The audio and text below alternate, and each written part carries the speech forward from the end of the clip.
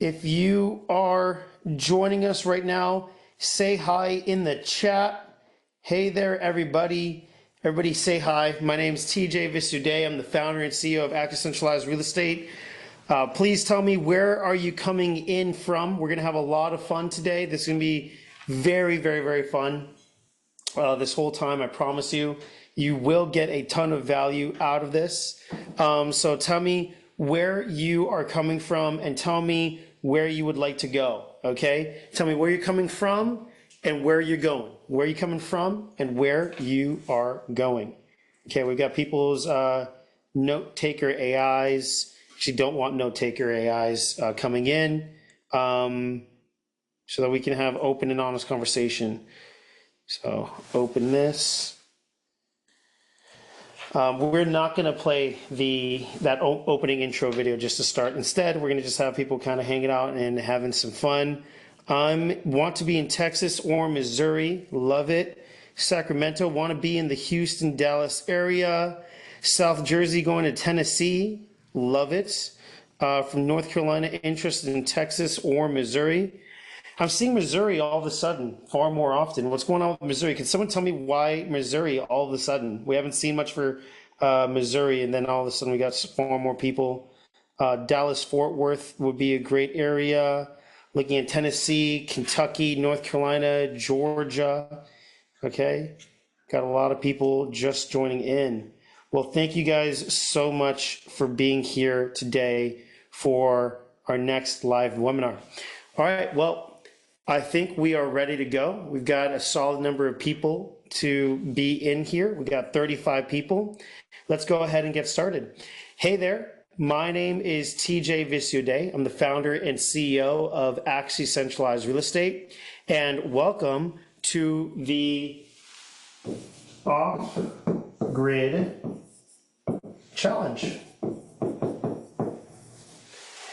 What we're going to do today is we're going to get very real about what has to happen for you to go from living in the city to moving out onto your own 5 to 15 acre or greater off-grid regenerative luxury family compound. That's the main thing that we do at Active Centralized Real Estate. We help people create their own off-grid regenerative luxury family compound. So let's start off by defining what this even means in the very first part, because we have to be very clear about what we want to create. Okay, and this entire time I want you to actually be participating with me. Do not be passive. Actually type in the chat, actually have conversations the whole entire time. You don't need to be sitting there taking notes, but I do want you to lean forward and I want you to focus your attention. So if you have other work stuff, don't do other work stuff. If there's people calling you, tell them, hey, I'm not going to be responding. I want complete focus and attention, because when we explain to you exactly what to do for an off-grid regenerative luxury family compound, my guarantee for you today is that by the end of this session, you will have no excuses for why you cannot move off-grid in a regenerative luxury family compound. I don't care who you are, there should be no excuses by the end of this, okay? So, off-grid. When we say off-grid, what we are talking about is being completely able to generate your own food, water, electricity, and even your own communications. Most people rely on the government for their food, their water, their electricity, and their communication. When we say the word regenerative, what do we mean? When we use the word regenerative, we're saying that our systems and practices are able to regenerate the land and make it so that what we have is better over the course of time rather than getting worse. For example, in the United States of America right now, we have only about 60 years left in our topsoils because most farmers do not use regenerative practices.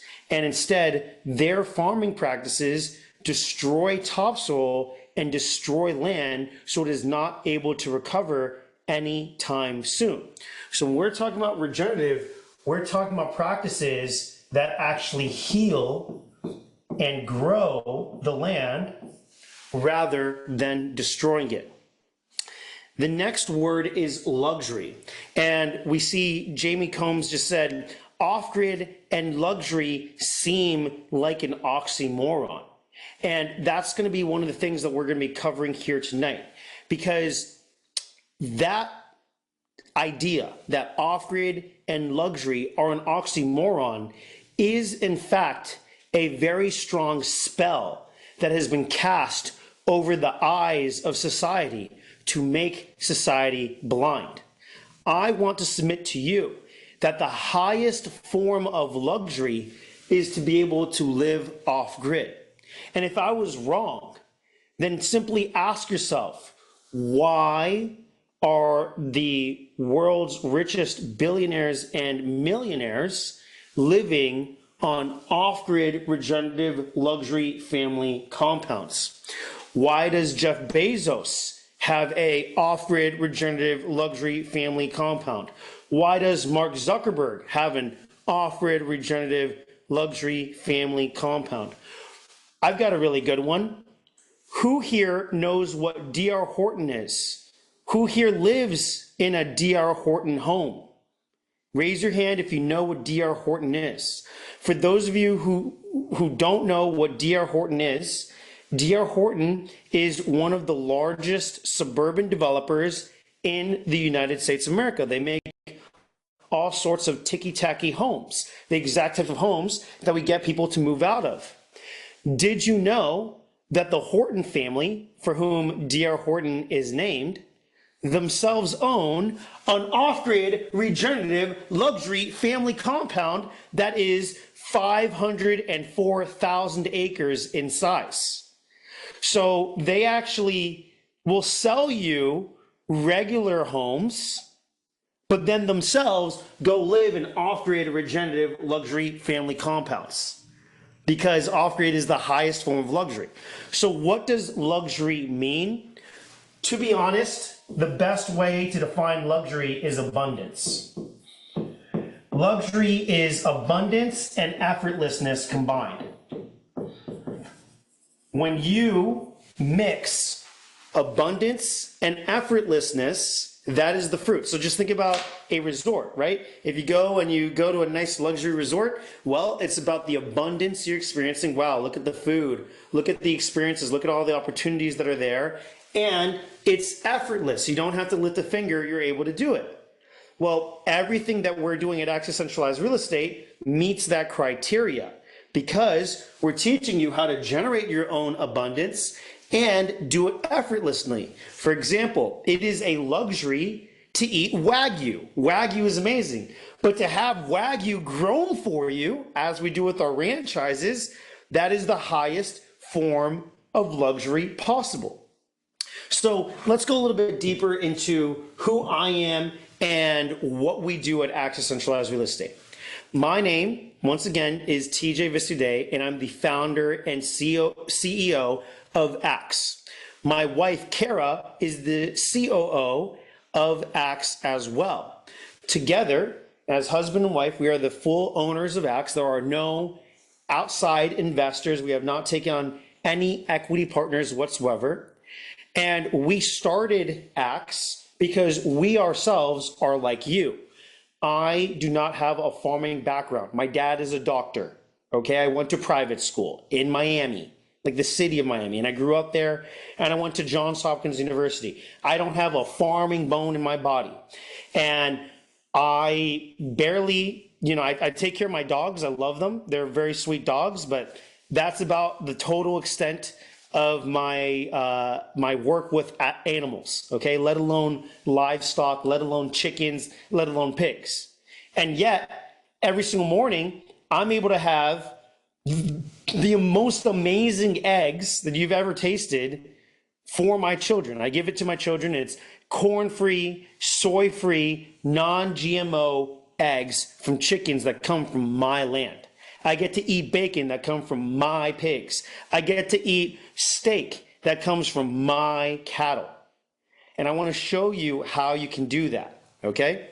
So let's break down what we do at Axe and what my job is, all right? So my job at Axe is, as the founder, I go and I look at the different constraints that exist in the customer journey, going from living in a D.R. Horton ticky-tacky suburban home to living on an off-grid regenerative luxury family compound, or what I like to call heaven on earth.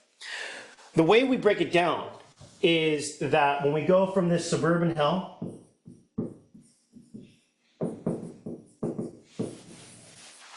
to heaven on earth, is that there are a few milestones. And what we've done is we've identified each one of those milestones and created entire companies that exist to serve and solve the problems at each one of those milestones. So what are the important and key milestones that my wife and I identified when we wanted to create our own off-grid regenerative luxury family compound? Well, number one, you need to be able to go and find land. Number two, you need to be able to go and start an actual farm. Number three, you need to be able to have a systematic way to sell food from that farm so that your farming operations are profitable and you can have help in raising all the animals. Number three, we realized the importance of creating cash flow by creating our own mini resorts for our land. And lastly, we have the actual ability to build a home itself. So we have finding land, starting a farm, generating food, generating cash flow, and living on a home or a family compound. When we look at all of this, the key to all of this is actually financing. So this represents the next big step that we identified. And so what I go do as a CEO is not try to figure out how to do everything myself. Instead, what I do as a CEO is I look at these big constraints and problems that exist, and I go to try to find what are called my who's. Okay? So what do I mean by my who's? One of the most important concepts that I want you to start understanding is the concept of who, not how.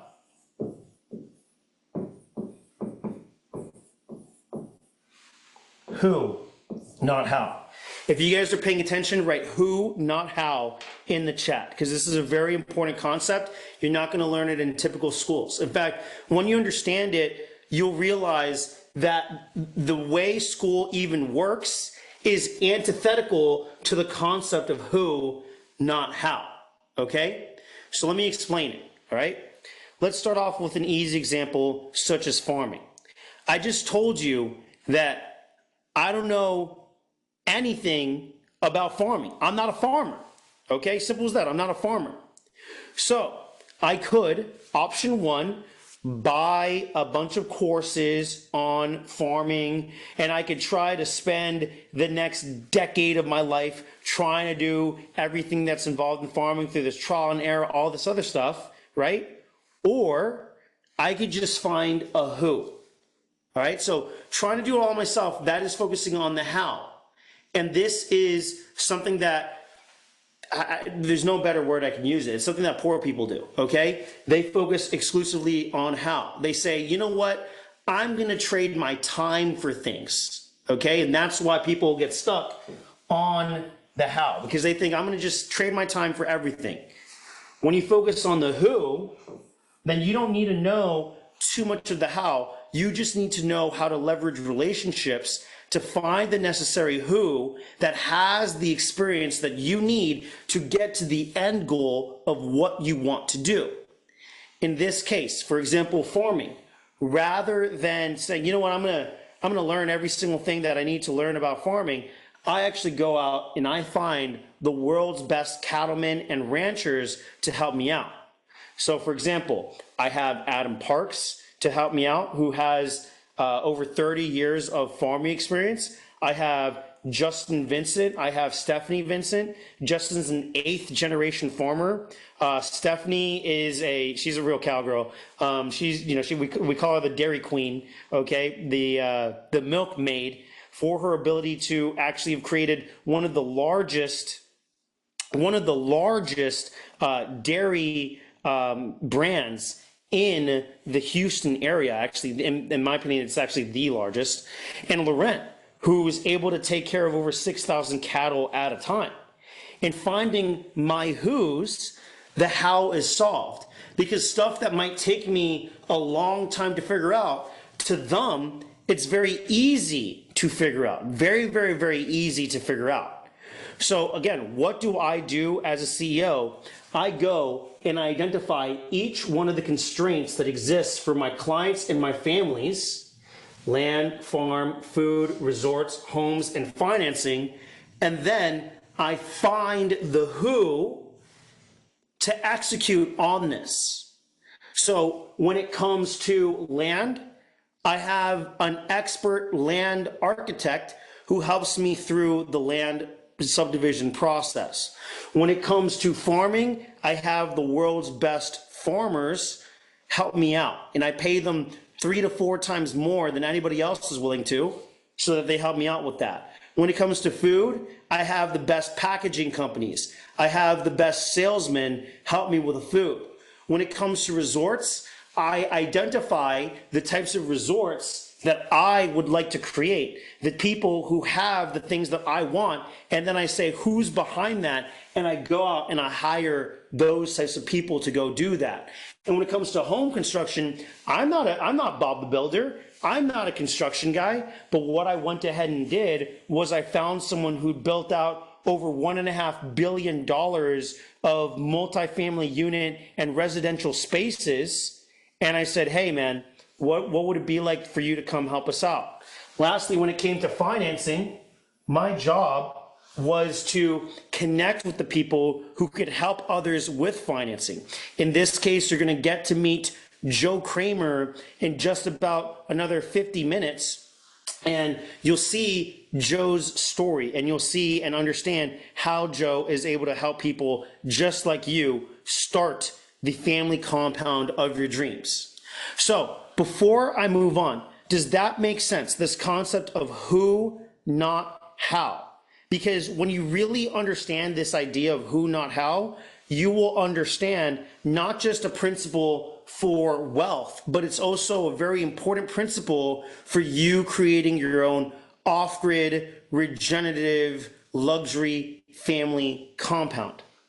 Now, one of the things that we're going to be doing here today is we're going to be breaking down a lot of the mindset issues that people have when they come into building out a project like this.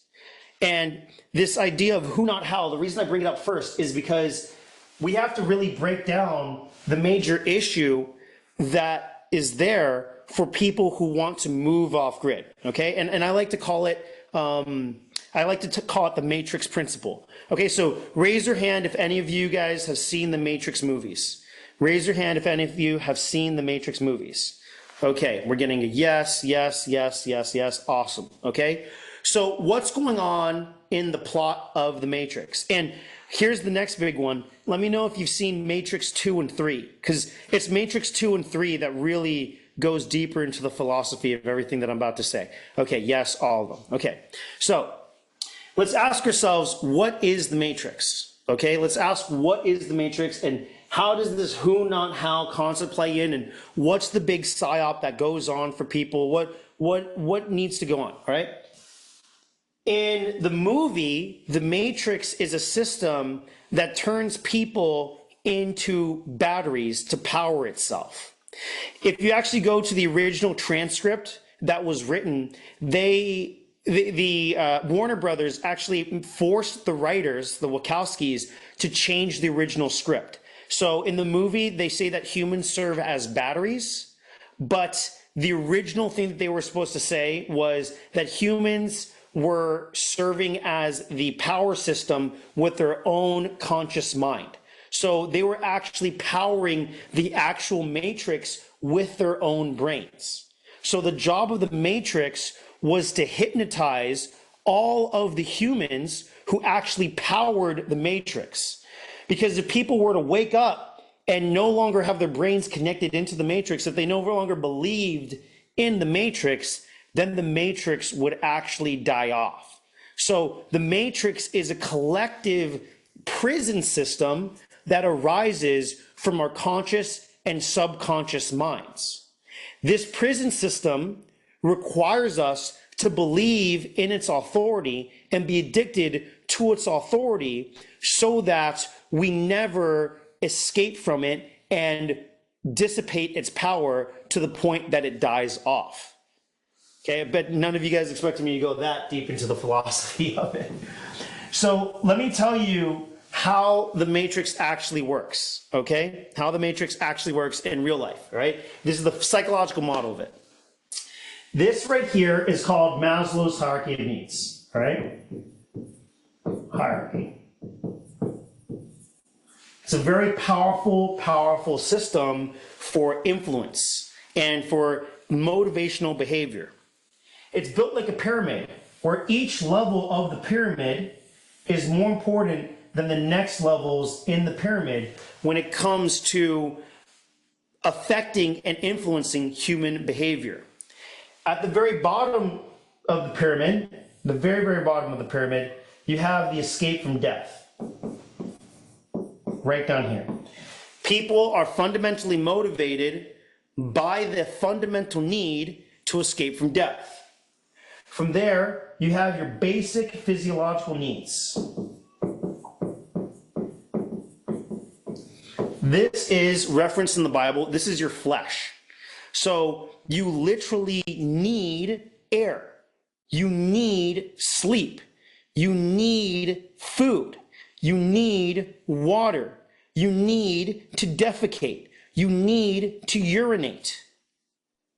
You must have these things in place. And your subconscious mind is constantly running an algorithm to scan your basic physiology and ensure that your basic physiology is safe.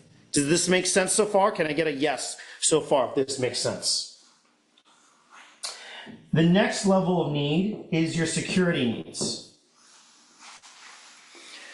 Your security needs are the same as your basic physiology needs, except it's rated in the long term. So your basic physiology is now and in the short term, and your security needs are seen in the long term.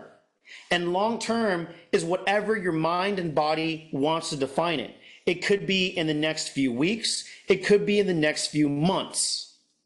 Now, let me pause right here and explain what happens in our physiology and why these are the most basic needs.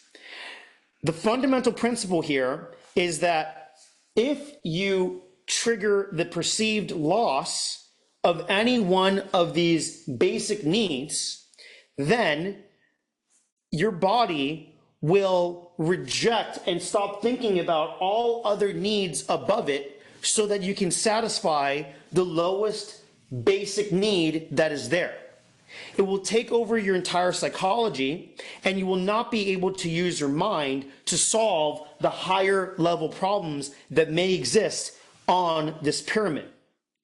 So what happens is we have a subconscious response that triggers our mind to be unable to solve any of these other problems that may exist in our lives, so long as we are unable to meet our basic physiology and security needs. This then means that we are willing to listen to, respond to, and take action on any perceived authority that is able to provide one of these perceived needs to us. And it gets to the point that because we are no longer using these higher level order thoughts that exist in our mind, and this stuff really does track with the ordered levels of your mind, we're so willing to just give these up that we trade in our power, we trade in our values, we trade in our dignity as people because we just want to have these basic needs. So what does that actually look like in our society? Well, for most people, they don't particularly think that they struggle with their basic physiology, except when you look at people's nutrition. What happens is that because people have bad nutrition or poor nutrition, they are malnutritioned, people don't even realize that between the food they eat and the seed oils they take in, they're not actually getting the nutritive substances that they actually need. This means that their body exists in a state where they constantly feel satisfied and yet dissatisfied all their time. This means that they're not able to even process higher level things because their body is too busy seeking solid nutrition.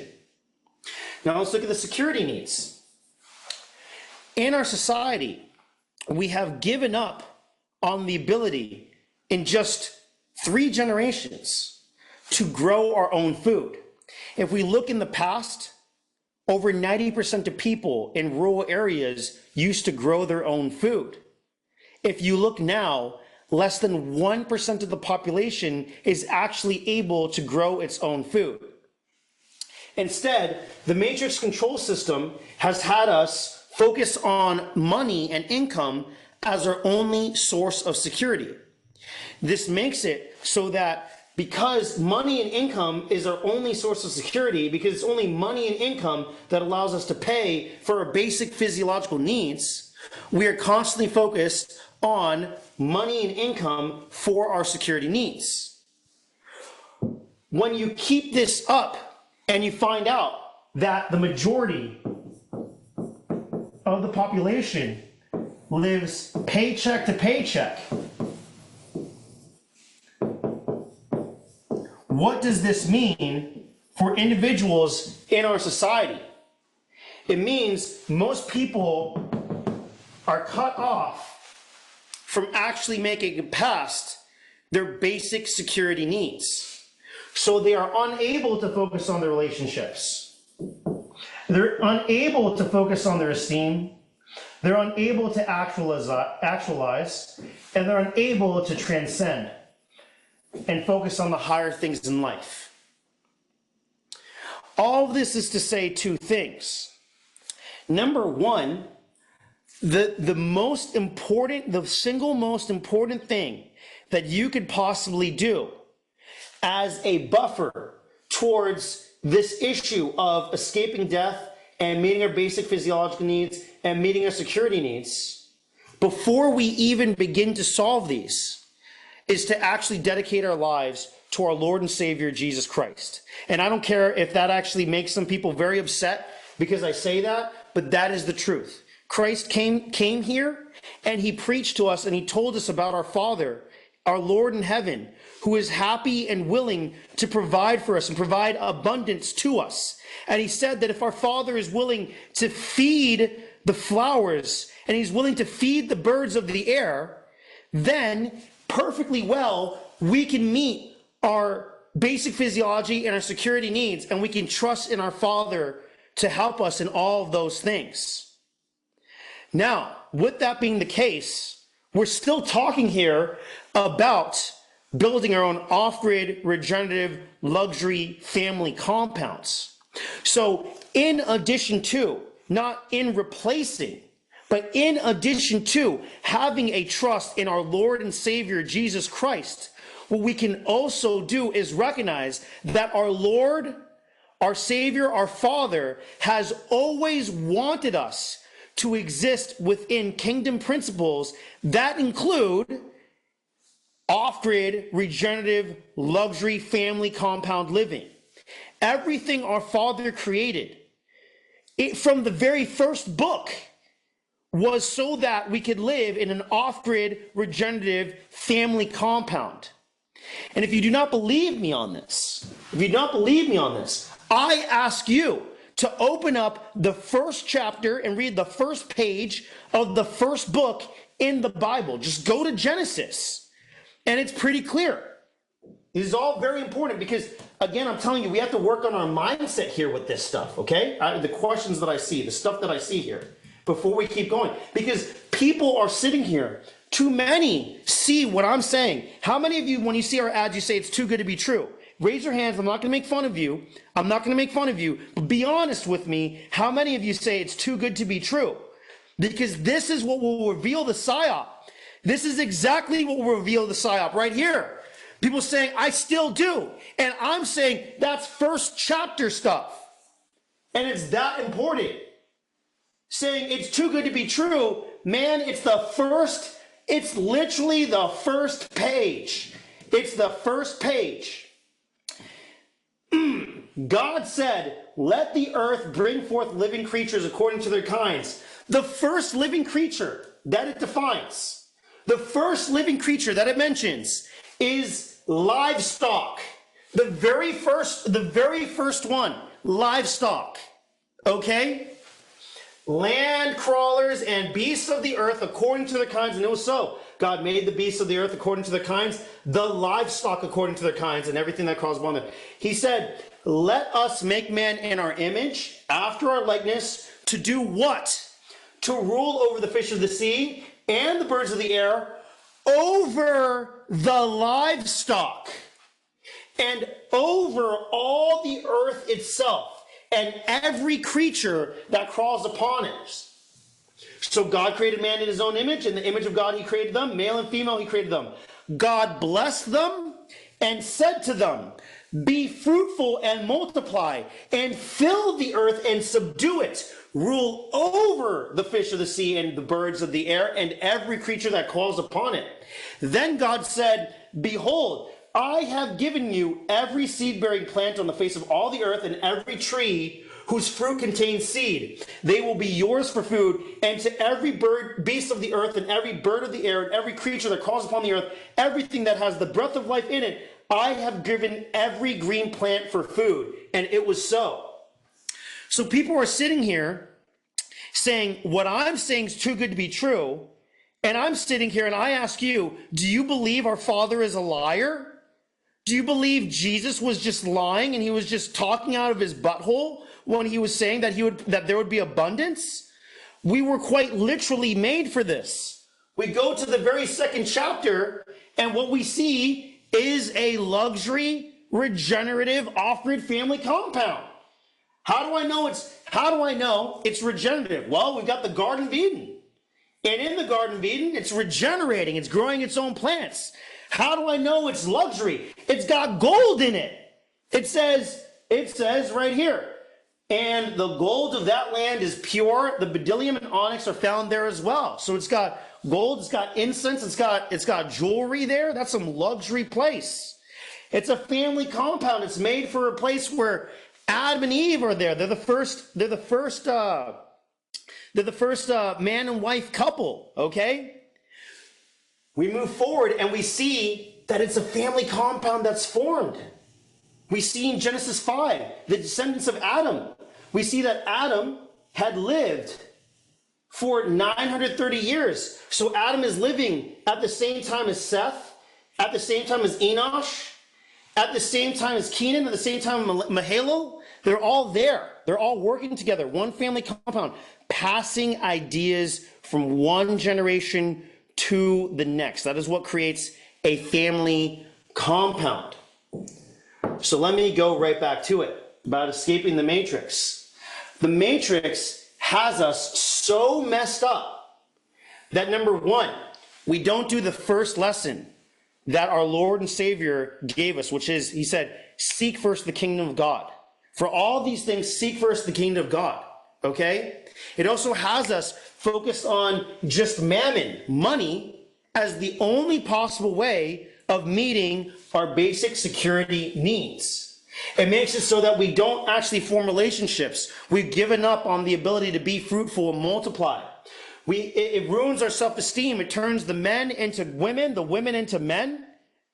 It makes it so that we do not actualize and we do not transcend. Because if we were to actualize and transcend and no longer need the matrix control system, then the fact of the matter is it would die off. So, I have to show you this. I have to show you this mechanism. So let's keep going, okay? As I said in the Matrix movies, okay, you have about 99% of people still living in the Matrix. These are the people who are called blue-pilled, right? These are the blue pills in life. Here's the psychology of blue pills. And Jamie, that type of, so what if we do not want to resort? Strangers on my land defeats the purpose of leaving society. That's some blue pill mindset right there. I'll tell you that right now. I'll tell you that right now. You are kidding yourself. You're going to generate any kind of income. You're going to generate any kind of cash flow, and you're not incorporating any type of hospitality. I'll tell you that right now. So you do not need a resort, but don't come crying to me when you can't create cash flow, when you can't do the things that you want to do, because you will have to interact. We are to be in this world, but not of it. I have 7 families that want to pull their incomes to make a company, to make a compound. That's fine. You can have those people pool together to make a compound. Please tell me, what do they plan to do? They're going to have to make some type of income in some way. So they have to work with people in society. They're going to have to work with people. So this idea of leaving society, not interacting with society, I'll show you how that's a psyop. It's not the thing that you think it is, okay? Yeah, it's not the thing you think it is. So what happens in the Matrix is you have these blue pills. They exist to defend the Matrix. What happens with blue pills is when blue pills are met with truth, blue pills come up with excuses. And these are theoretical excuses that allow them to exist in their comfort zone. This is what happens. It allows them to exist in their comfort zone.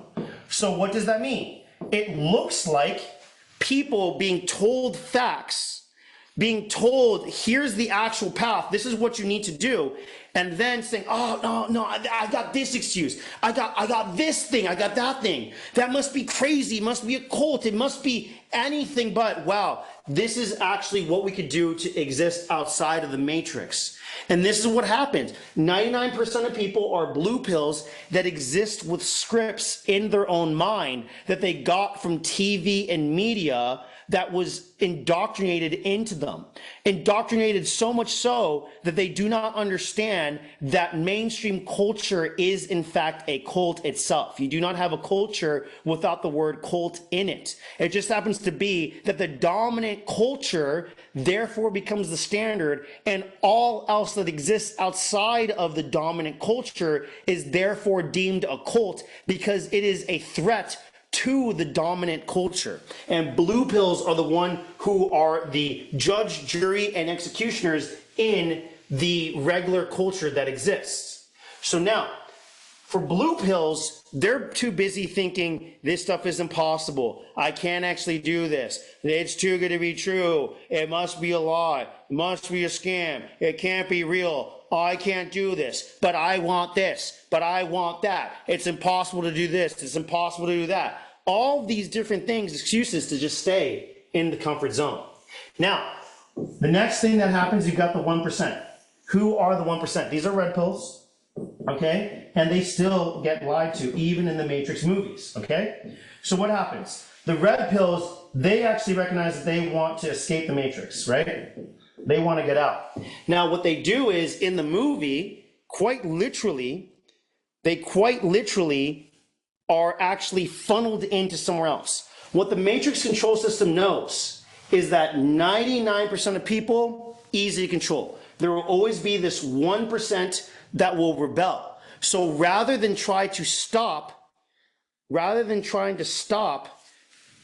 the red pills entirely. What they instead do is they actually redirect the energy of the red pills. Now let's look at a couple of things that go on for red pill individuals and what happens for them, okay? So, for most people who are red pills, they are leaders, they are intelligent, they are very self-motivated, and here's the real key. Here's the real key. They're also very traumatized, okay? They're traumatized by their childhood, they're traumatized by their parents, they're traumatized by the failures of the people who have been around it, okay? So what happens for the red pillars is they live a life where it gets to the point where they just think that everything that they have to do, I have to do myself, okay? I have to do it myself. I know, because I'm like that. I'm the type of guy who's like, you know what, if I'm going to do something, if I want to do it right, I got to do it myself. Raise your hand if any of what I just said you can identify with, you can feel. Okay, raise your hand, put a Y in the chat if you feel like, yeah, dude, I kind of get it. Like, I do feel like that. Like, I feel like if I trust people, they're going to let me down. It might be scammed out. You know, I'm going to get screwed over. You know, I don't want to be in other groups. I don't fit in with other groups. I don't fit in with other groups. I don't like small chit chat. I don't like talking about surface level stuff. I don't want to deal with surface level stuff. It's hard to trust people. It's hard to trust other groups. It's hard to trust all of these different things. I'm seeing yes, yes, yes, for sure. Very relatable. Like, it's too many NPCs. And it gets to the point that we think to ourselves, am I the only one? Am I the only one? Who else thinks this? Like, who else has felt this? Like, dude, am I the only one who's seeing what's going on with the government? Am I the only one seeing what's going on with this COVID stuff? Am I the only one who's seeing about this Satanism? Well, I don't understand it, dude. How is anybody, like, how do I go to work? Charlie Kirk just got assassinated. None of you guys are just talking about this stuff? You want to, yeah, I gotta submit the TPS report on this stuff? How am I the only one who's thinking about the fact that we got Agenda 2030 coming over here, and it's 2025, it's going to be 2026. How's nobody talking about this? What's going on here? I don't understand. Am I going insane here that nobody is talking about this? Because this is kind of nuts. Raise your hand, put a Y in the chat if that kind of that's accurate. I see one. This guy's literally inside my mind. Yes, like. So what happens is, for the red pills, okay, here's the ideology that they've been feeding us, okay? And this is going to be very surprising. This is going to be shocking. It's going to be ironic. You're not going to believe me, okay? There's a psyop that occurs here, okay?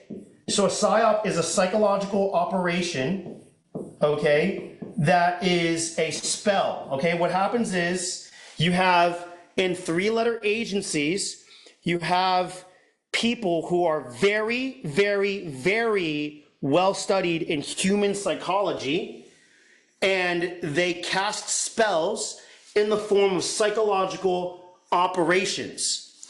And one of the most powerful ones is called a stand down. Stand down. You got stand down, psyops, which gets people to stop stuff. And then you also have divide and conquer. So stand down psyops and divide and conquer psyops, they're used to take down entire governments and destabilize entire countries, okay? So if I want to destabilize an entire country in South America, I will use a stand down psyop and a divide and conquer psyop. Do you understand? Okay? The goal of the stand down is that anytime a person gives an actual answer, here's what we can do, stand down psyops get people to come up with dumb excuses to not do that thing, even if it's in their own best interest. This is what happens with all this, okay? So, what is the stand down, divide and conquer psychological operation that goes for the red pills? It's the do-it-yourself mindset. It's the do-it-yourself mindset. Why is it a stand down, divide and conquer psyop? If I can get you all to do it yourself, I will get you to go on a wild goose chase that is impossible. And thank you, Lorena Valencia. Exactly. Because the truth is, there is power in numbers. But if I can get all these people to not work together, because have you guys ever seen that that one Spider-Man meme? Let me show you the Spider-Man meme. This is the Spider-Man, Spider-Man pointing.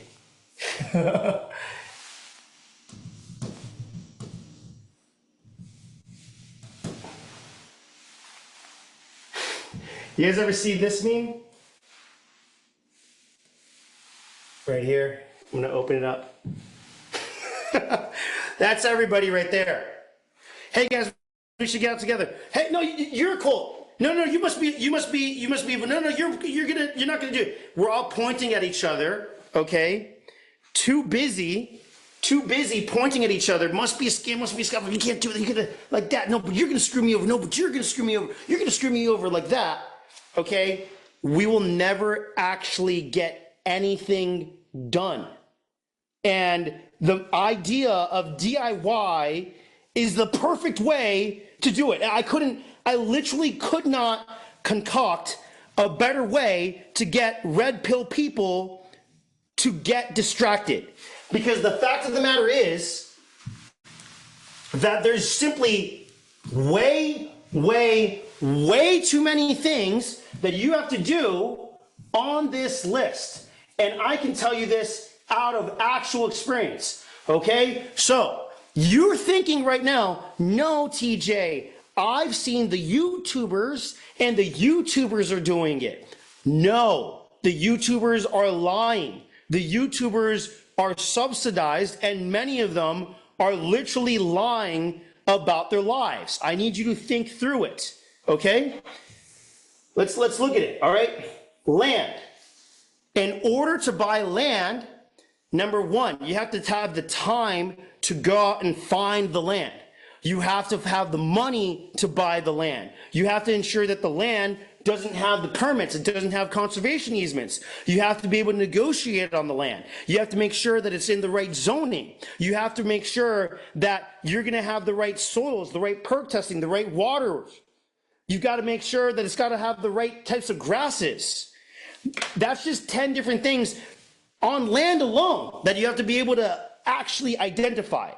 And for most of you in here, you don't have the time to actually identify all of those things. And if you can't identify it, if you're alone, you're not going to have enough money to go buy it. Farming. If you don't have enough experience farming, then what are you going to do? You're going to just, so you're working a full-time job, you're a full-time business owner, and what are you going to do? You're going to learn farming part-time. So you're going to just come and you're going to learn all of these skills that take most people multiple generations because their fathers taught it to them. And in part-time, you're going to learn all of these skills. Food, okay? Let's say you did find land in a farm. Great. How are you going to even make that sustainable? Because just to buy a tractor is $125,000. What are you going to do to actually sell the food? Do you understand that when you pay money to buy food, 9 out of 10 of those dollars that goes into the food goes towards the marketing? So only $1 actually goes to the farmer who created that food. That is because the marketing of the food is about 9 times more difficult than trying to actually grow the food on your own. So even if you got the land and you somehow by a miracle actually started the farm, you then have to all of a sudden transform into a major food producer. But you're going to get psyoped by people like Ballerina Farms, okay, into thinking, no, but Ballerina Farms did it. Dog, do you understand Ballerina Farms? The father-in-law is the owner of JetBlue. Of course they can do that stuff because they own JetBlue. You got to get real with this stuff. Oh, but I don't want other people on my list. Opening up your home is first off a very biblical principle, and it's good. You get to meet new people. You can control it on your own terms. You don't have to have your home overrun by a ton of people. You can have a very nice place, a very nice stay when you invite people in, and you don't even have to do stuff yourself. There's ways to be able to do that, but it allows you to actually create a sustainable cash flow so that you can continue on with your actual home. And when it comes to home construction, you know, everybody asks us like, oh, well, how do I do this? Home construction is the easiest part, ironically. The actual home build itself, the technology, when you understand it, you're not involved in it at all. You just choose the design. The panels are designed for you, and they're shipped over to your parcel, and we just put them together like a gingerbread house. You just sit there and you put the panels together, and that's it. We built houses. That's not the hard part. People come to me, TJ, when is the first house? The first houses are going to be coming up now, especially now that we figured out the financing. But the home construction is the easy part. It's the financing, the land, the food, the farm, the food, the resort. That's the hard part. This is the hard part. This is the hard part. So you have to understand this idea of, I'm going to do stuff myself. I want to live myself. I'm going to leave society. When you leave society, we're created as social creatures. You will need friends. You will need friends. You will need friends. You will need other contacts. Okay, let's look at the word self-sufficiency. Self-sufficiency. Okay? Farming is one of the most difficult and dangerous professions in the entire world. Okay? A lot of people don't like this. A lot of people don't like this. Police, fire, they don't like this, what I'm about to say. Farming, statistically, has a higher chance of death and injury than fire and police even. Okay? I saw the statistic. It is a 63% chance that a policeman is going to get injured and have to stay home at some point in his entire career. But for a farmer, it's the same 63% chance every 5 years. So if you're a farmer, every 5 years, there's going to be a significant injury in your life. That's how crazy and how difficult it actually is. So here's what happens. If you are self-sufficient and you spend all this time learning all these skills yourself, doing everything yourself, and then you take yourself out of the equation, how are you self-sufficient if yourself is not present because you're too busy being injured? You see, this is what happens with this. So what do we offer? What do we do as a company? Okay.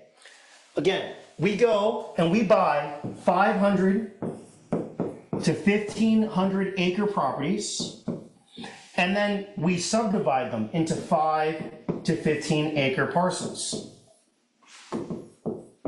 Now, why do we do this in our business model? And why do we not help people who already own their own lands?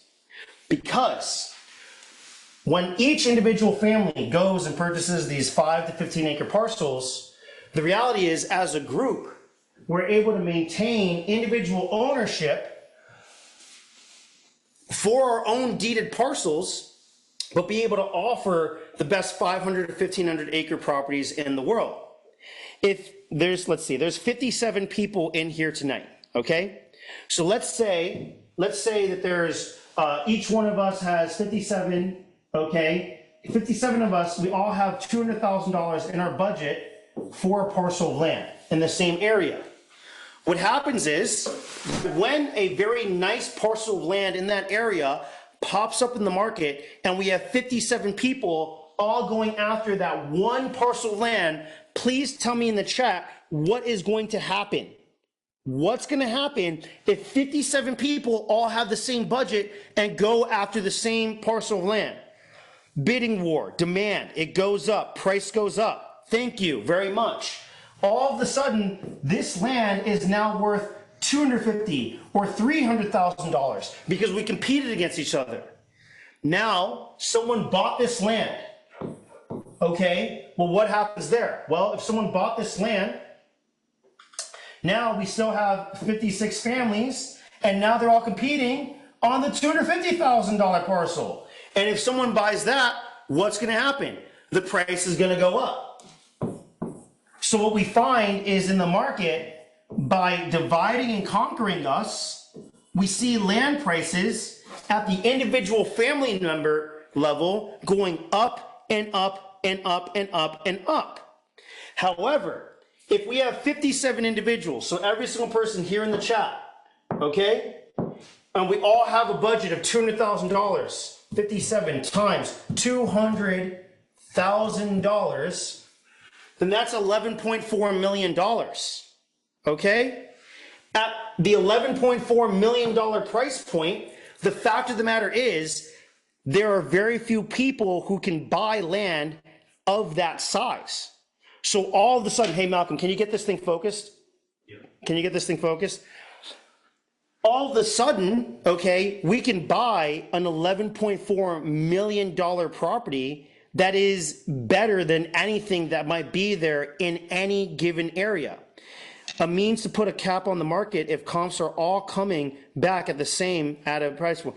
Bill Gates is buying all the farmland. Bill Gates is buying all the farmland. Yeah, you're right, Bill Gates is buying all the farmland because we're too busy not actually working together to actually get the job done. Okay, so is this helpful for you guys? So at this point, I want to transition into the next big piece on things, all right? On how we actually work on things here at Axe, okay? And what we've done. What we've done at Axe is we've simplified the process and used the power of pooled resources, the power of numbers at every single part of the process when it comes to homesteading, okay? So we use the power of numbers to go buy the best land in the world. We use the power of numbers for establishing a farm. We use the power of numbers for how we actually sell food. We use the power of numbers for resorts. A lot of people make the mistake of thinking, well, if we all have our own cabins, aren't we going to compete against each other? And the answer is no. You're not competing against each other. You create a better brand. And we're able to bring each other up in our brand because now we become a destination. All right? And we can use the power of numbers to get the best homes. Now, the way you access all of that is through our build packages.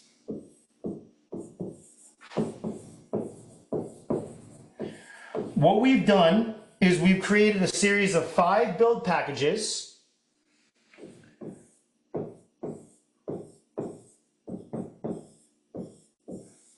And each one of these build packages makes it very easy for you to have a language to describe what you would like to create. And each one of them is meant to meet you at your level. There's Freedom Now.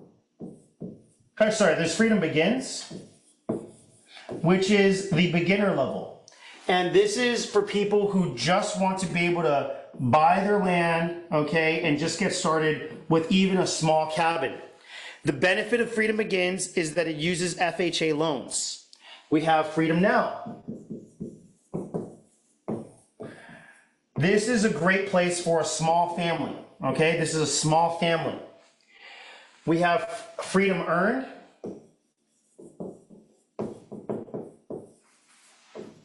Which is the best for people who are veterans and VAs or part of the military. We have Freedom Unleashed.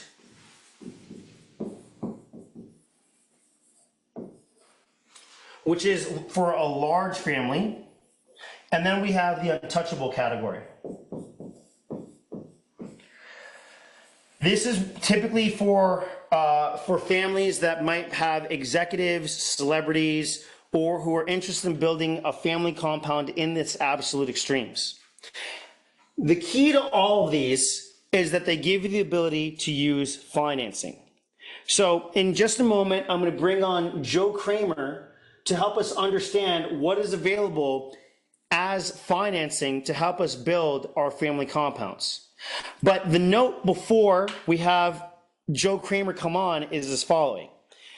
I know that there's a lot of you who believe, well, I don't want to take on debt. I just want to use things cash. I don't know. Don't you know that the debtor is the slave to the lender? Don't you know? I don't know if I want to use financing. I can't use financing. And I understand where a lot of that sentiment comes from.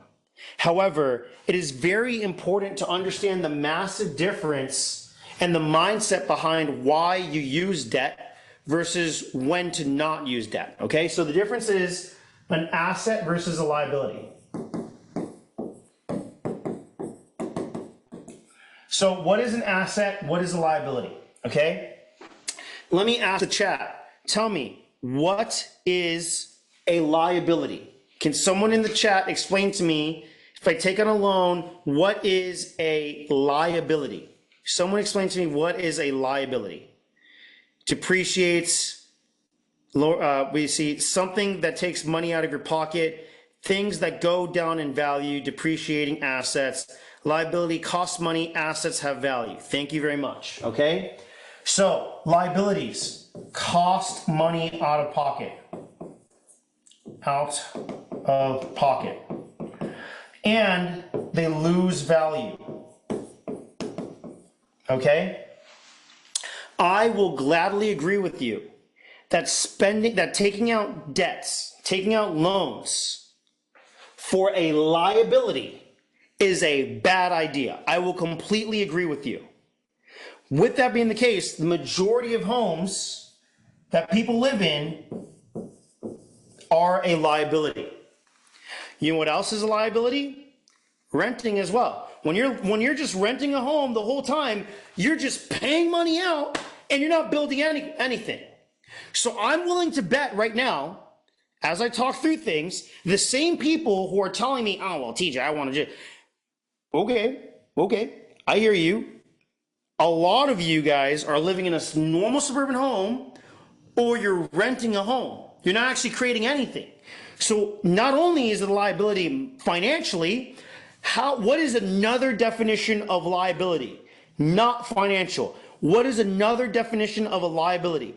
Given the context of the fact that we have Agenda 2030, given the context that most cities will run out of food in 1 to 3 days, please tell me what a liability can mean. Ed Ferrer, risk. Thank you very much. You are taking a risk on your security in the homes that you guys are living in right now, okay? So now an asset is something that makes money, something that's able to pay for itself, and is able to grow in value over the course of time. An asset is also something that de-risks you and provides security in the event of unforeseen events. So what we're advocating for is your ability to generate assets.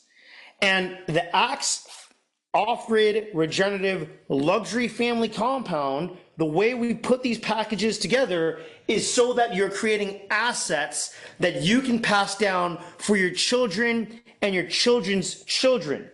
Assets that not only are perceptible through their financial return on investment, through, for example, the cabin cash flow system, but also as an asset for our food, for our water, and for our spirit. It is an asset when you're living amongst community that you share values with. It is an asset when you generate your own water and your own food and your own electricity. So please remember that, because this initial reaction of, oh, but I can't, Ramsey told me I cannot use cash. It's not in the reality of what exists anymore in terms of housing and housing prices. And it forgets the existence of an asset. Ignoring assets when you can create leverage for yourself is a major issue. Now, what are we talking about when we say leverage? Leverage, okay? Someone asked, by the way, can you break down the packages in depth? Clarissa, the reason you don't see me doing that is I don't want to waste too much of people's times. All you have to do to break down the packages in depth is use our ranch builder. We'll send that link to you and you will get an information packet with everything you need.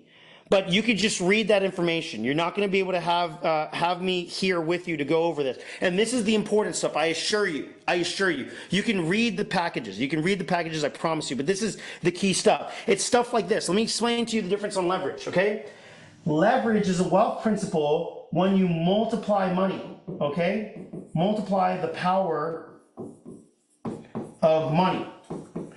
Now, if we're talking about a loan, we just think, oh, it's 10% down loan. Oh, it's a 25% down loan. And we just kind of think, okay, 10%, 25%, I guess, there's a 15% difference. It's not that big. Okay, I get the difference. Like that, one's 10%, one's 25%. That's not a big difference. We gloss over what's actually going on here when it comes to leverage, why I emphasize it, okay? So let's look at it this way, okay? Let's say that someone has $250,000, okay? So if you have $250,000, okay, and you say, you know what, I'm gonna go ahead and I'm gonna use cash. I need to use cash, TJ. I need to, because Ramsey told me that's the best thing.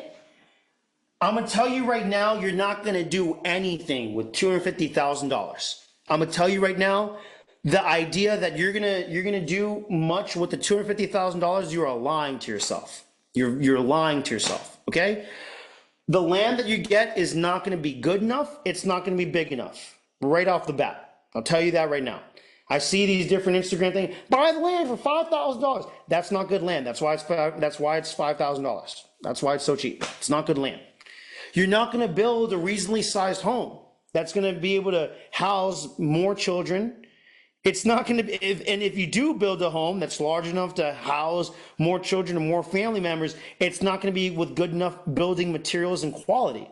You're going to do it yourself, or you're going to mess stuff up, get yourself some mold and give yourself some nervous system issues. Or if it's not that, it's going to take absolutely forever to actually execute upon, to the point that it wastes a lot of your time. So now let's look at what happens with leverage. If we're talking about a 10% down loan, actually, let's start off with 25% down. If we're talking about a 25% down loan, okay, realize that when you see this word, okay, 25% down, hey, you're actually multiplying your money by 4x. That's pretty powerful. If I could take $250,000 and I can multiply it by 4x, that's $1 million. I can do $1 million build out. With $1 million build out, then I can actually create more cash flow necessary and earn a better return on investment. So let's look at it again. Someone goes, I want to use cash only.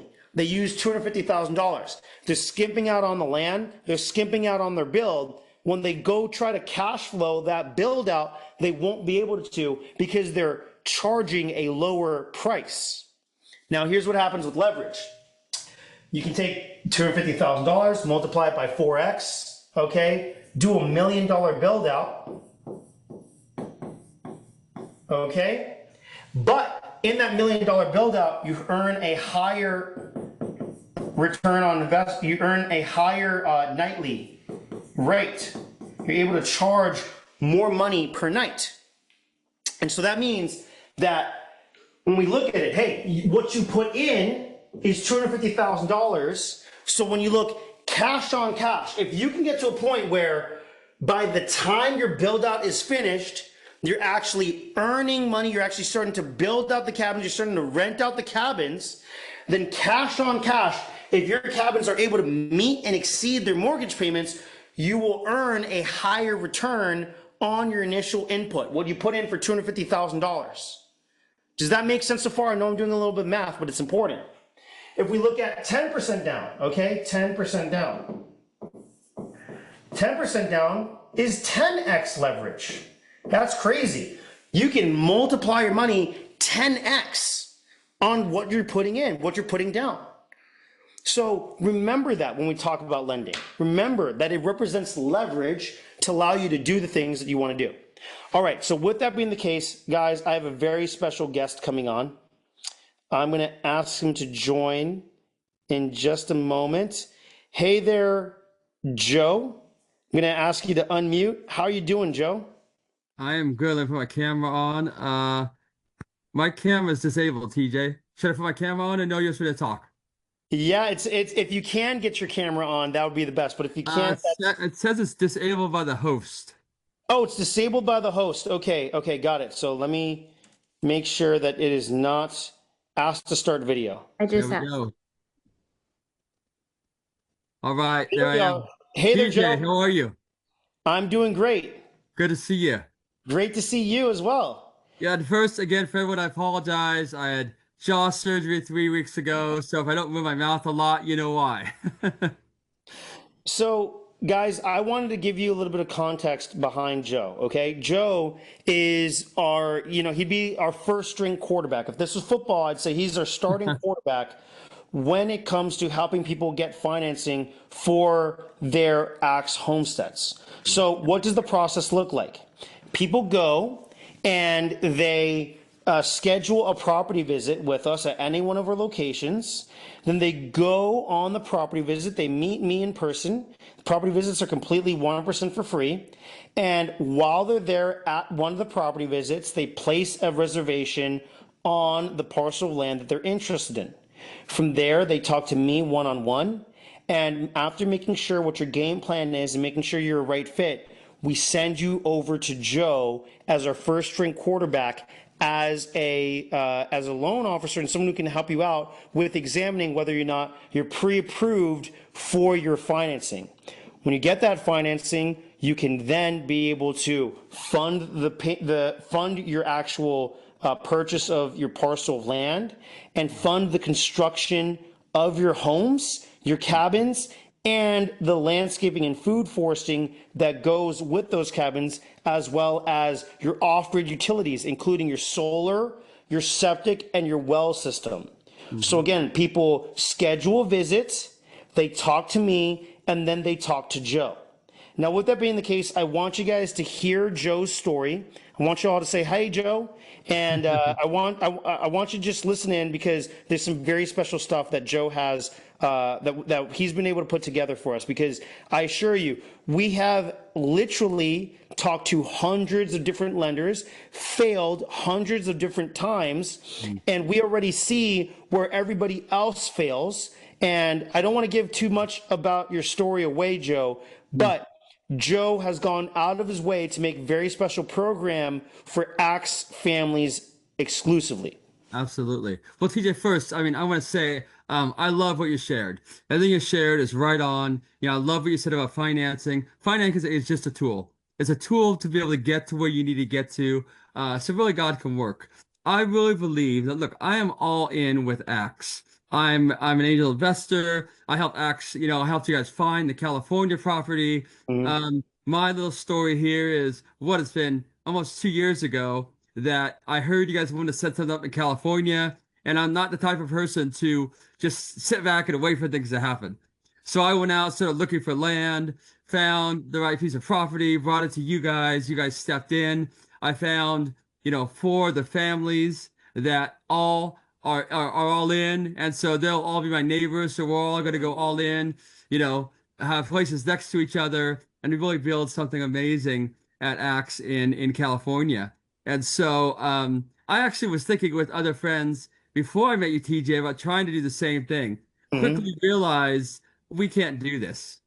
TJ can, but we can't do this. So that's how I jumped in. And so it's been amazing. I really believe Axe is a modern day Joseph movement because anybody with a computer and 15 minutes of time can understand and look up the fact that our food supply is being attacked. I mean, the attack on the processing. The crazy thing, TJ, you know this, but Yeah. I was doing some research one day and I realized that I was doing some research that, organic chicken, just organic chicken for a second. Mhm. Organic chicken, they drop it in a bleach bath. They drop it in a bleach bath. That's considered organic chicken. And for the last Crazy. 5 or 6 years, every Ridiculous. food processor drops chicken in a bleach bath before they ship it off to us. And we're eating that. It's absolutely nuts. So I really believe that as the days come over the next few years, as food becomes more scarce, there's all this push to a man-made chicken and beef and factory-made and all that sort of thing. I believe that as food becomes more scarce, that our communities are going to be a light to the surrounding area. That people are going to come and want to get, regeneratively pasture-raised meat and chicken and beef, and we're going to be a light and an opportunity to share the gospel, a light to others around us. So again, you have to go off on all that. With that, I mean, I'm all in with Axe, and I love Axe. I love what you're doing. Okay, so let's talk about financing. So, we obviously, I was all in California and still am. And then the story, TJ, you and I were talking. You were down in San Diego. We were sitting down and talking about things, and you had some questions on financing. And then you just asked me to be a part. You asked me to help because you guys are having trouble finding financing. And so here's what I did. I basically scoured the country. I've been background here. I've been a mortgage loan officer for 34 years. I've closed over 4,000 loans, helped over 4,000 families over the last 30 years. And so I've been doing this a long time. I'm good at what I do. So I started scouring the country. We got to find a loan for Axe buyers. And so we there's a type of product called a one-time close, which basically it's an all-in-one loan. Land, construction, permanent loan, all in one. The problem is the major players who do this type of loan, they don't want to touch off-grid. They don't want to touch ag. They don't want to touch a lot of the things that Axe is doing. So I finally found a source, and we created what we call on the Axe Advantage, specifically for Axe buyers. And so what I've done is I'm in the process of moving my whole mortgage business to this new lender. So we've been able to create the perfect program where we can finance the land, the construction bill, the permanent loan, the food forests, the franchise. We can do it all in one. We can do the solar, we can do the backup generator, we can do everything. And it's perfect for the Axe community. And I've had the privilege over the last, few weeks, I've probably talked to 30 Axe buyers, that we're getting and helping to move forward and get into their land to be self-sufficient and off-grid and generate income. So it's been amazing. So do you want to share my story, TJ? I just wanted to say to actually just to wrap it in one simple way, guys. Yeah. My own personal family compound that I'm building out over at Little G, it's through Joe that I'm actually doing that. My own mother's build out. So my own mom, I'm building out a home in a family compound for my own mother. Mm-hmm. I have her going through Joe to actually start her own family compound over at Panoplia Ranch. You talk about signing off on, people go, oh, I swear on my mother's life. Quite literally, I swear on my mother's life.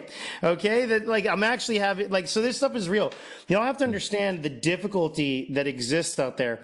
If you've never tried to find a loan for a family compound, okay, then you don't have a concept of it. You don't have a clue of it. But I'm not exaggerating when I tell you that banks will straight up not call you back when you explain to them that you want to start a homestead. They will literally be like, we don't do that. We don't do that area. We don't do off grid like that. We don't do something with the animals like that. We don't do any of what you are talking about. So for a lot of you, you don't understand in some ways how privileged you are, that you're able to just sit here and get the information that you're about to be able to get in talking to Joe about what is actually possible. Because the fundamental understanding here is that the only thing standing between you and the off-grid regenerative luxury family compound of your dreams is three things, okay? Number one, it's you up to this point had a lack of knowledge. You just didn't even know what was actually possible. Point number two, it's not understanding the power in numbers and realizing, oh my gosh, it really is important to just work with other people. I need to get over myself from this stand down psyop about doing everything myself.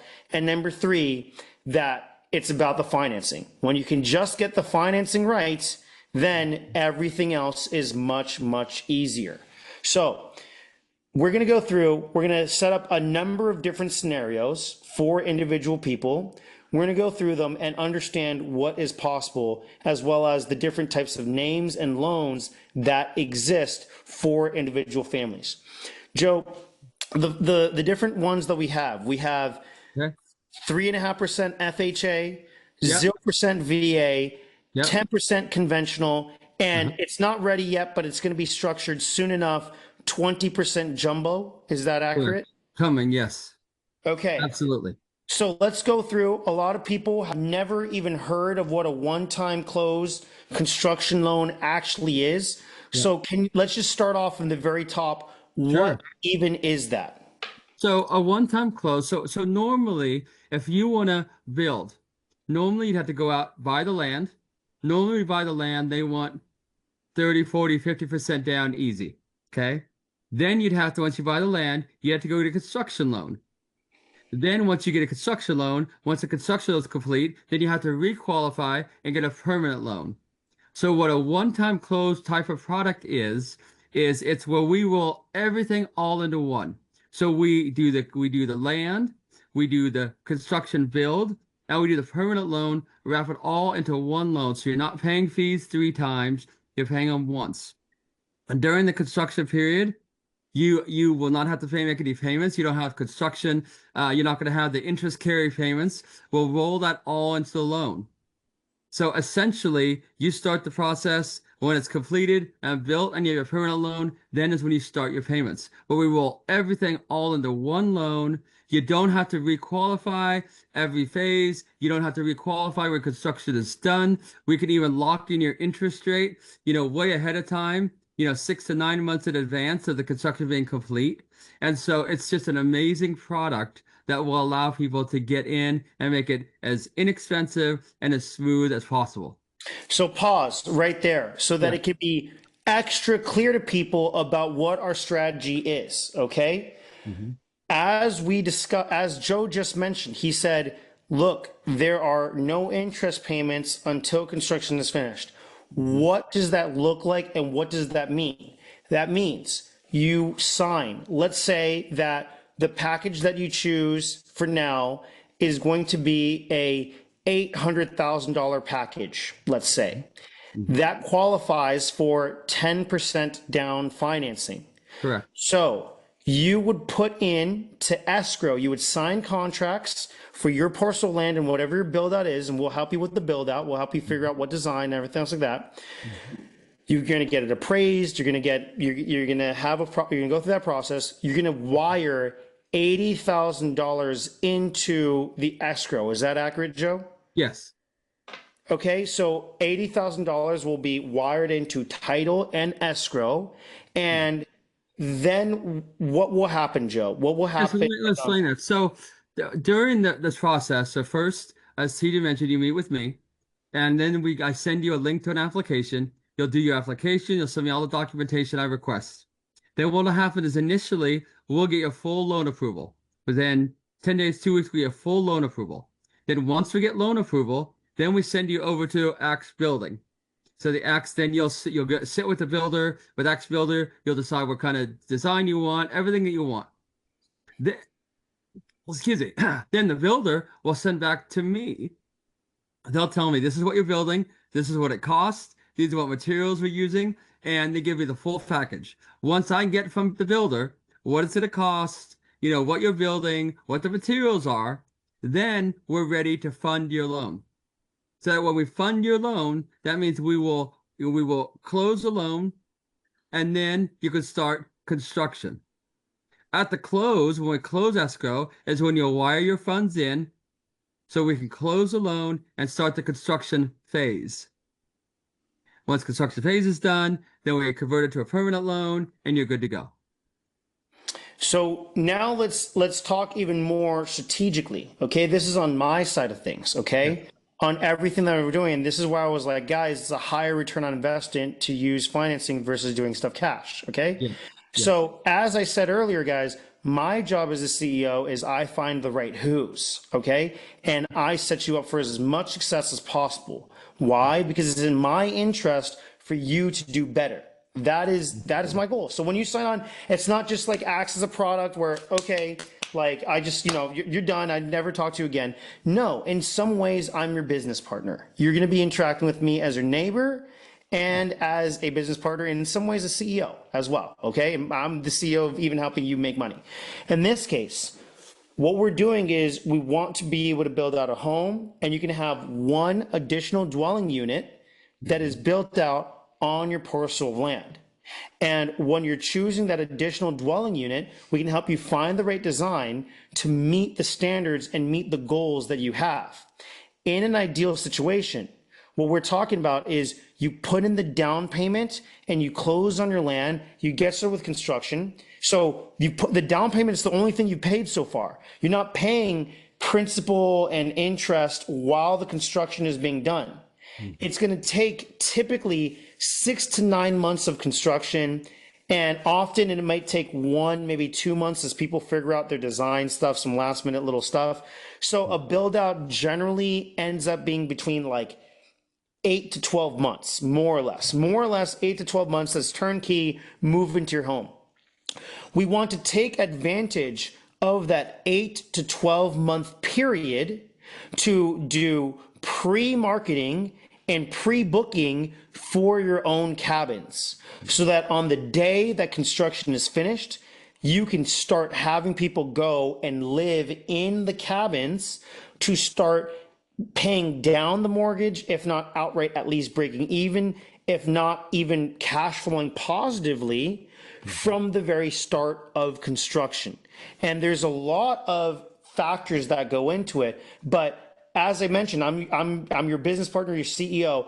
I show you and I help execute with you on the marketing campaigns necessary to do that. On the act side of things, we build our own websites with our own booking, with our own bookkeeping and cleaning systems, so that you don't even have to take care of the cleaning, the booking, the marketing. You don't have to do any of that. And so that if it's appropriately timed, you really only made the down payment, and that's it. I mean, if you can effectively do it right, you can just boom, get started, and everything else can cash flow. I can't guarantee that. I can't guarantee it's going to be break even, but I can say we can sure as heck make it as far as possible to get started. You know, to So your, oh, sorry. yeah. So I was gonna say, Joe. Yeah, so what's interesting is it's actually less expensive to buy an all-in-one package to do a one-time close loan than just buy the land. It'll Yeah. cost you less money up front to do the whole package, like you said, leverage. Yeah, it's actually gone to the point, Joe, that with the financing terms, actually, one quick second, I'm gonna turn this off. It's actually really funny. It's gone to the point that in some ways it frustrates Adam. So Adam is the wanted raw foods with franchises and stuff like that, because the fact that you can just start with one of these loans, it's easier and it's a lower payment than actually paying cash for the franchise for a lot It of people. is.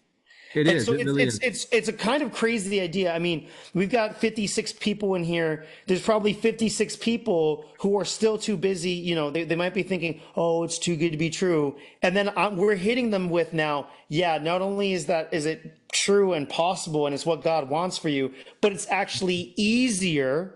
It is literally easier than trying to pay for just a franchise alone. That's how powerful this now is. It is It is. easier to own land with off-grid utilities and a cabin and a food forest and a franchise than it is to pay cash for a standard franchise. That's literally the case. Absolutely.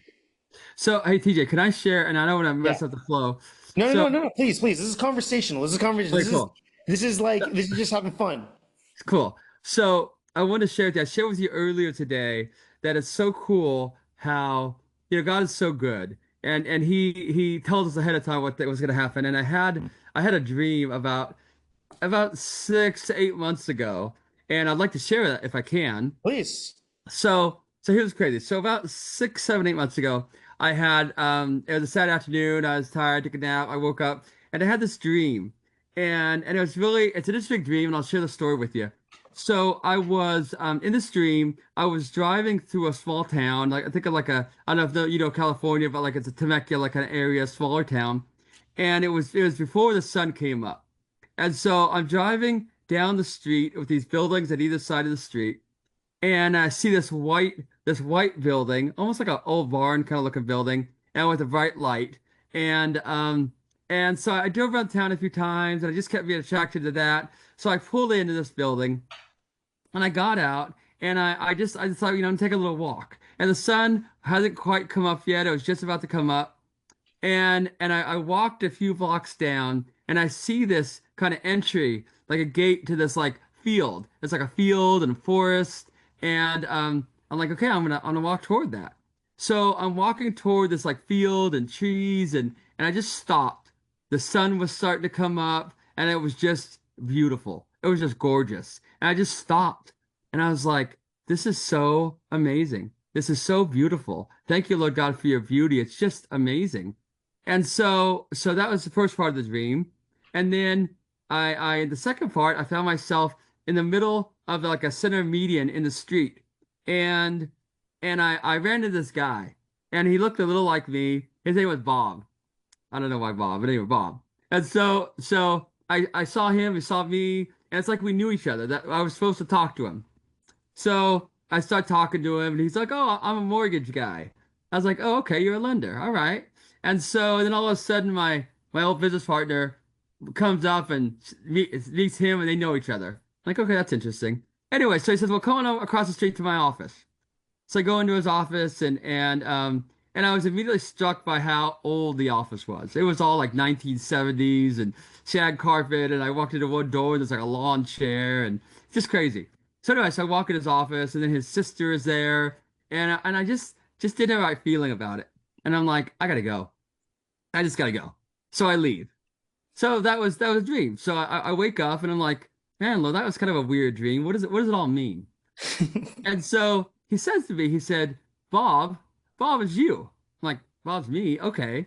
And he said, the old office was you for the last 30 years, never really got the support you needed. And so you were kind of were working with what you had.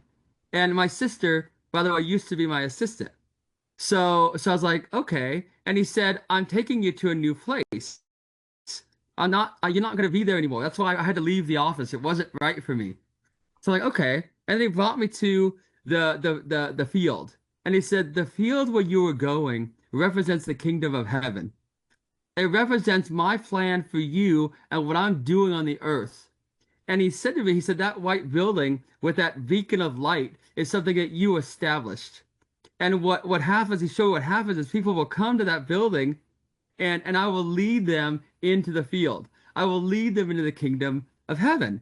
And I'm like, well, Father, that's amazing because I've been working with Acts as far as getting my own land and building it out.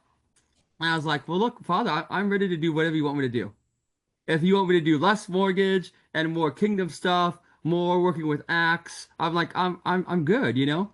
So then fast forward to 6 months later and you and I start talking and all of a sudden because here's the thing, I've been doing mortgage for over 30 years and I love it, I'm good at it, I've helped so many families, but frankly I'm tired. I've been doing mortgage for a long time and and so I was like, Father, I want to do something meaningful. I want to do something that has more purpose and that's kingdom driven. And so then of course a month ago where it was, you asked me to help and find financing. And now what I'm doing just that is I'm helping families move into what God has for them, being off grid, being part of the land, being self-sufficient. And it's so amazing how the Father will prepare us for what's to come. And I really believe that he's been preparing me for years and years and years for this time and this place. And so it's really a cool thing. And I want to share that with you because it was so poignant to me and I didn't really even understand it till just recently.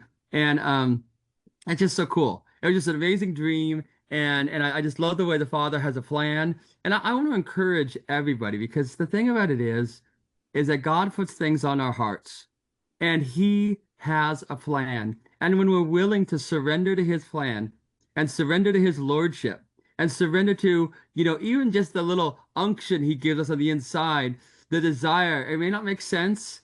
We may not know how it's going to work, but what we know is we believe that, okay, I think this is God. And when we go down that path and we allow God to do what he wants to do, and we surrender to it, even though it's not always like we think it'll work, that it's just amazing to be part of his plan. He is doing something amazing on the earth right now. And all I know is God is doing on the earth. And I really believe that each and every one of us acts owners. There'll be opportunities for us to be a light to our community through the sale of food, through the gospel. And that's, I mean, look, how do I share the gospel and people who come and want to buy, clean food, and we have the opportunity to really be a light. So anyway, I want to share that with you. I thought it was amazing, and so until you had asked me, I wasn't even sure, I share it with everybody else, but I love it. So Well, anyway, what I love about it is that it's true. So, it's really helping people understand. Look, okay,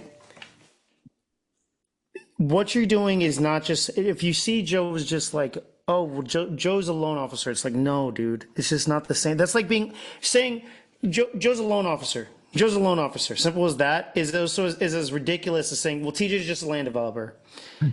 Not the same thing, dude. It's not the same. It's very, very different with what we do, what you do, because you actually help people. I've yeah, talked to loan officers. They're blue pilled yes, robots that run off yes, of scripts and do yes. the opposite of actually being helpful. They just make you feel terrible. They And and they make you feel stupid and terrible. And thank you for mentioning that because I do a lot of mortgage planning. So my goal is tell me what your goals are, tell me what your dreams are, tell me where you want to be, and let's talk and work to see how we can make that happen. So for a lot of people, it may be, okay, I gotta get a loan on my current home to make it happen. I need to sell this. I need to do this. I talk to a lot of buyers who they just don't know how to get there. What do Mhm. I do? I had one ex-buyer and he has an Airbnb and it's losing money. And I'm like, why do you want to keep that? And just helping walk them through the process. I own Airbnbs. I own other properties. I own investment properties. I own my home. I've helped people for 30 years get to that next step. So, Mhm. CJ, excuse me real quick. I want to close that window because there's a shadow on me and I want to make Yeah, sure no it's not other problem. people. Hold on, No hold on. problem. While you do that, I just want to say this, like, again, when you really understand it, it will finally click. There will be a point where it finally just clicks, like, oh, okay, I get the program now. Like, what's going on here is I'm coming in just thinking for just like, oh, is this stuff even possible? I'm realizing like, oh, it's my own mental limitations that are the thing that's stopping me. A good example is like a lot of people have this mental limitation. They're so concerned. Well, has anybody finally finished their build yet? Have you? Okay. So we show now people are started building, and the goalpost moves. It's moved again. Now that we've shown people started their builds, now it's okay, but it's not finished building. You know what? You're right. Let's stay in our comfort zone. And you know what? When everything goes down, I can tell our kids, hey, I know, I have this opportunity, the information that I actually needed. Mhm. Okay. I got all the information that I needed, but I was still waiting for someone else to finish their build before I could start. That it was too hard to be able to have to be able to go and take that next step because it wasn't enough that when everybody said you couldn't do the franchise, that the franchise existed. It wasn't enough to see the lands. It wasn't enough to see the new lending possibilities. It wasn't enough to see people have gotten started with their building. Nah, it's impossible to build homes. Homes themselves are too good to be true, so I can't get started now. And it's just funny as I see some of the comments, I see how the goalposts shift within the scripts that happen within some of our minds. So Joe, Yeah. I want to talk to you about, okay, so let's just start off with the 3.5% down FHA loan. Yeah. Can you walk me through that program and what that might be good for? Well, sure. So FHA is an amazing vehicle to use when you want to get started. Maybe you don't have 10% down. Maybe you got some credit issues. Maybe you just don't have a lot of cash, or you just have some qualifying issues. Your FICO score is a little lower. So FHA is designed to help somebody who wants to get started. So they have lower loan limits. So it's really the freedom begins package. But when you could get in with less than $20,000, Yeah. that's amazing. So it is possible. It is possible to do that. And so FHA is a great way to start. Now, the nice thing is, FHA, you'll have mortgage insurance and PMI. But the thing about it is, once you build, you'll probably have enough equity for us to refinance you and lower your payment.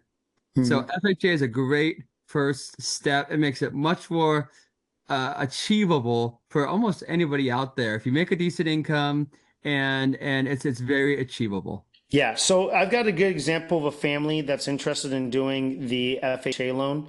And by Mhm. the way, guys, okay, so let me make it super clear for everybody. Let me pause right here and say this, okay? So, just so that you know, all right, the way it works is you put in a parcel reservation either at a property visit or before a property visit. You will talk to me one on one, and then we'll send you over to Joe once we identify, okay, this is the right strategy. Axe is really a good fit for you. To be very clear, the parcel reservation is not our way of making money. It's just a way of taking you guys seriously and separating people out who might be tire kickers. That's really all it's about. It's about making sure we don't have tire kickers in. It is a 1% refundable deposit. And the reason we make it refundable, people will still be like, oh, I'm not sure. Here's the thing, okay?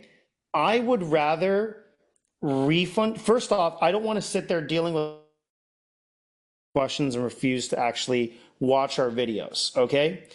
Then with the $2,500 deposit, I'd rather have that $2,500 deposit and refund you at that step than have it where you come in and we have problems once you put in $250,000 for your land, right? It's way easier to process a $2,500 refund than it is to work with someone who's not a right fit and has already bought a $250,000 parcel of land or has done a $1.5 million build out and is a complete nightmare. So we have no problem refunding people. So before we continue, all you have to do is go to axdreal.com, you click menu, and you click reserve a parcel now. You'll see this page that talks about the process where you reserve a parcel, book a one-on-one, get pre-qualified, choose your build package and parcel, and start construction and move in. And once you click that, it will lead you to a Stripe checkout page. It's a secured Stripe checkout page. But with that being the case, let's go back to the regularly scheduled programming. Okay, so Joe, a good Yeah. example of someone who did the FHA loan was a family that they said that they were actually in the process of getting ready to sell their piece of real estate, but they weren't sure how long it might take for them to be able to sell that piece of real estate. So they actually do have enough for liquid assets, or they could easily just be able to get started with that $15,000, $20,000 FHA loan. And their main focus is getting their land and getting a small cabin, just getting it up and running. Because again, the FHA loan was easier to finance than doing a standard land loan. And then when they do sell their real estate, they plan to move up to a much bigger, better build package with another type of loan. All right. Well, with that being the case, let's move on, Joe. Let's talk a little bit about the 0% down VA program and what happens with the VAs. I love VA. I love our veterans and the VA loan is the best loan available by far. And the reason why is because zero down. There are no loan limits on a VA loan. So VA and the qualifying, the way the labor lender will typically qualify you is what's called your debt to income ratio. So what that is we take all of your debt plus the new mortgage payment divided by your income. Most guidelines will allow us to go up to about 50%. VA, you can go up to 60 or 70%, because VA looks at what they call residual income. How much income do you have left after all your bills? So VA is easier qualifying, lower interest rates, zero down. So I've talked to quite a few veterans who are buying in the X properties and really, really good way to go. And I love helping our vets. Someone asked real quick, on this. If you start with an FHA loan for the first package you offer, after some time, can that be used as equity to get a bigger package later in life? Miranda, yes, right? You could refinance and do something else. Joe, what do you see with that? Well, absolutely. So depending on where you're at, if you do an FHA loan, you go through the build, you go through the construction, you go at any time we could refinance you. And quite frankly, we probably would. Because if you have more equity, we want to get rid of the PMI. We want to get you out of an FHA loan into a better conventional loan. At that point, potentially we can pull some money out. We can get you, do a phase two if you like. And so a lot of options there. FHA is a great way to get in, but not the best loan long term. Yeah. So now so that was that question. Now let's go back to the VA program and kind of what you see Yeah. with VA. Talk to me about what limits might exist. I know you said it's unlimited, but help me out understanding if I want to go past certain amounts, what happens then for VA? I actually, and it's changed. That it used to be if you go like a some down payment, and actually that's all changed. And so there are literally you can go up to 1.2 million, 1.3 million, whatever you want at zero down. Get out of here. Are you Yeah, serious? yeah, yeah. So you Are just you have in a, to. if I'm in, who's in, put VA in the chat? This should change your life. Did you just say what I think you just said? Wait. Yeah, Hold, they pause, don't pause, technically pause, have a pause. loan limit. What? It's pretty crazy. Wow. Wow. Wow. So it's amazing. It's pretty crazy. Again, you just have to be able to qualify. We have to have enough residual income to qualify, but there are technically no VA loan limits when you do a VA Wow. loan. So Lorena, did you hear that? Get it. Let me get a confirmation. Did you hear that? If you're VA, there are no limits. That's Yeah. different. I'm blown away. It's amazing and lower interest rates. And now I Wow. saw a couple of questions there before. Could you have more rental property? So VA is owner occupied only. So, like on a conventional loan, if you want to buy as a second home, you could do a second home. Like Mm, meaning if you're going to keep your home and you're just going to use a second home, that's fine. But VA is owner occupied only. And on VA, the only people that can qualify is the veteran and a spouse. You can't qualify with other people. okay. So, and if you have used your VA eligibility, let's say you own a home now and you use your VA, then we'd have to refinance that to regain your eligibility to Mm. use on the new property. Not a big deal. We do it all the time. So, yeah, so no problem. Could you potentially sell it and then transfer Oh, of it course. with Oh, her? of Yeah. course. Yeah, you could sell it and regain your eligibility that way too. Sell it or either way. Okay. Ed asks, can you do cabins and a ranches in Tennessee and live in another Axe property, or do you have to build a second home there too? And if so, can that second home be in the resort package when not there? So number one, yes, you can do cabins and a ranches in Tennessee and live at another Axe property. I'm personally an example of that. Like that's personally what I do. So you can have homes across. You can have homes in multiple Axe properties. That's a really cool thing. So if you want to know my lifestyle, I live in Texas, but like I was just in Florida. Then I go over to Tennessee. I plan to spend some time in California. My wife Oh, and I, we travel with our babies all the time. We're yeah. pretty known for always traveling. So we call it the little Axe Travel Club. There's just a lot of people who are just fun. It's just nice to own land. It's part of the decentralized lifestyle. Hey TJ, Um, can I make a comment yeah, real quick? please. So like as an example, if you do a VA loan and you build a single family home and a guest house, right? And you say, well, I really want to build more cabins. What we would do is we would phase it out. Mm, Meaning, once we do the first, home and cabin or guest house or whatever you want to call it, then we could refinance, pull some cash out and then you could build more cabins with that, and there's ways to work through that. that's lovely. So look at that. Yeah, is an issue if I want to have more rentals later on my property. As Joe just said, to confirm, you can build it out and you can refinance to do that. Yeah. Guys, I want to give you some help on this too. In the time that it takes for you to eventually do that refinance, you can start building up equity in various different ways. Like number one, the simple fact that there's more people who are buying, they're building, it's more sought off after, just like kind of just buying a buy and hold strategy. There's just more people building out there at X properties. That adds to the equity value because the value goes up. Simple as that. Renting out the cabins and giving a proven income, it's often that may help out. There's other loans that are specifically for this. I'm not saying specifically for the conventional, but it does help out, right, Joe? Just a little bit and like Oh yeah. adding some of So the the value other part for. of this is if you have a home and an ADU or a guest house or whatever you want to call it, that in most of the conventional and FHA programs, we can factor in that rental income to help offset to increase your income. So we can add 75% of the rental income, the proposed or future rental income to your income so that it will help with qualifying. Yes. Okay, so let me tell you guys about another example that I'm seeing more often. We get more people who are potential retirees or they are retired and things like that. There's a couple different options here. I want to first tell you guys about a real example, and that is me and my mom. Okay, so my mom, I love her. She doesn't work. Okay, my mom, she doesn't. She's done. She's retired. There's no more. Okay, so my mom has equity.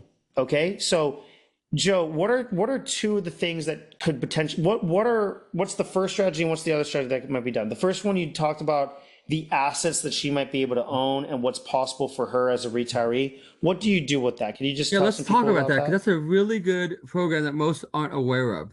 So if you're of retirement age and you have, let's say you have a lot of money in an IRA or a retirement account, that go ahead. Yes. Yeah.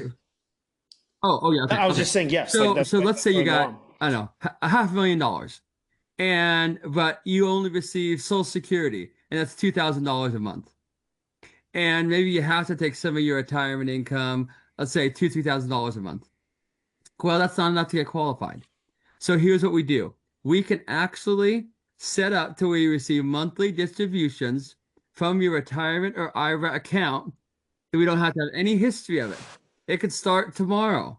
And I can use that new income you set up as your income. So like if we need $10,000 a month to qualify, then you just simply email your financial planner. I want to start taking $10,000 a month starting next week, and I get that letter. I use that $10,000 a month for your income, and that's it. We're good. And so as long as that income has to continue for 3 years or be able to continue for 3 years, and that's all we need to do. It's amazing. It's designed specifically for retirees, and it's a great program. Most people don't even know about it. So that's the one option. Here's the other example of an option of what's possible. Okay. So with my own mom, what we're doing is, again, we're building out a family compound. So we're actually using her assets as a down payment, and I'm co-signing Yeah, with her and using my income to help her qualify for exactly. stuff. Why is this powerful? Often we find people who they're working younger Mhm. children, they have a parent or a Yeah, grandparent, and they want to build a family compound yeah, together. So what they might be able to do is the older generation might be able to provide the down payment and it may have the assets yeah, for that. And the younger generation is able to provide that provable working yeah. income for them to be able to qualify together. And that's an example of That's what I'm doing exactly with it, my own TJ. It mother. works both ways. So in your situation, you'll co-sign for your mom to help her qualify. I have another situation Yes. where one of the axe buyers and he has two lots. And so him and his wife are going to build on one. And then he said, my son, he's finishing up college, doesn't make a lot of money, but he would really love to be a landowner. So that what we're Hmm. doing is that second lot, an adjoining lot, his son's going to technically buy that one.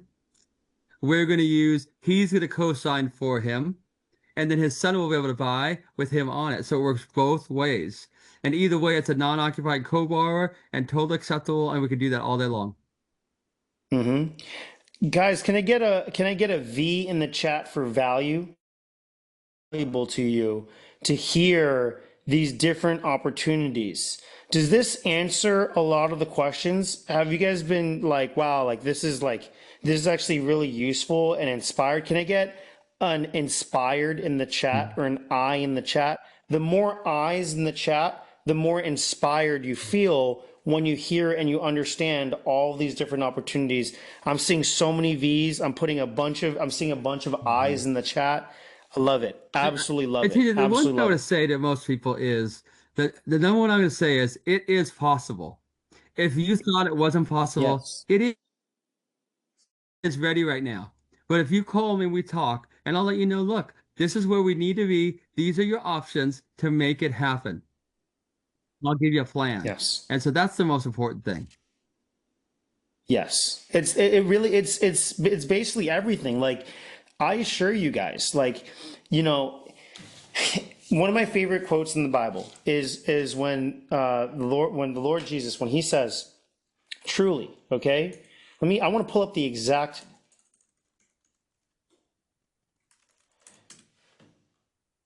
Okay, it's Mark 11:23.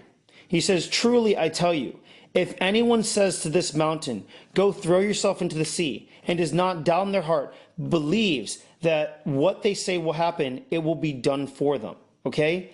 That is a very powerful and important code that exists in the nature of the universe. All you need is a mustard seed of faith, and you can tell a mountain, go and throw yourself into the sea. All right? I say this because it's important for you to have that mustard seed of faith of, wow, okay, I'm executing upon the original directive, the Genesis 1 directive that the Lord had for me and my family, which is to go, be fruitful, multiply, and take dominion over the birds, the livestock, everything. And to have that faith enough to realize, like, oh, wow, like it's actually doable. It might seem like, man, TJ's really hammering this point in. And it's because until you wake up and understand that the number one enemy here, the number one thing getting in your own way is not me and not logistics. Everybody thought they were going to come in here and that they were going to talk about logistics on, like, well, we rotationally graze for 3 days over here, and we're going to put this much sun on the water on the blah blah blah. Like, that's not the issue here. The issue is your own mindset and your own ability to realize, like, oh my gosh, there's literally people who love nothing else. There's people like Joe who wake up in the morning and want to do nothing but help me structure things so that I can make this dream a reality.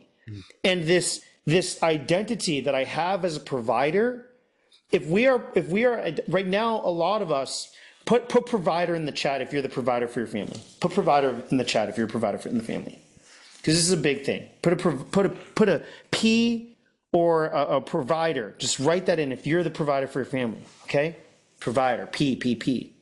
Okay, many P's. Look at that. Okay, if you're the provider for your family, okay, ask yourself how you're actually doing it, because a lot of us are doing it by relying on a system that literally hates us, on a system that wants us to be addicted to it. You see? And so the question is, people are sitting here and they're going, well, can I trust TJ, and can I trust Axe? Like, come on out, come visit us in person, come meet me in person. I'll refund you. Like, come do all this other stuff. I'm not sure. Can I trust this? And they don't sit there and go, like, wait a minute, can I trust this system? Can I trust this system? Can I trust this system that is running in debt?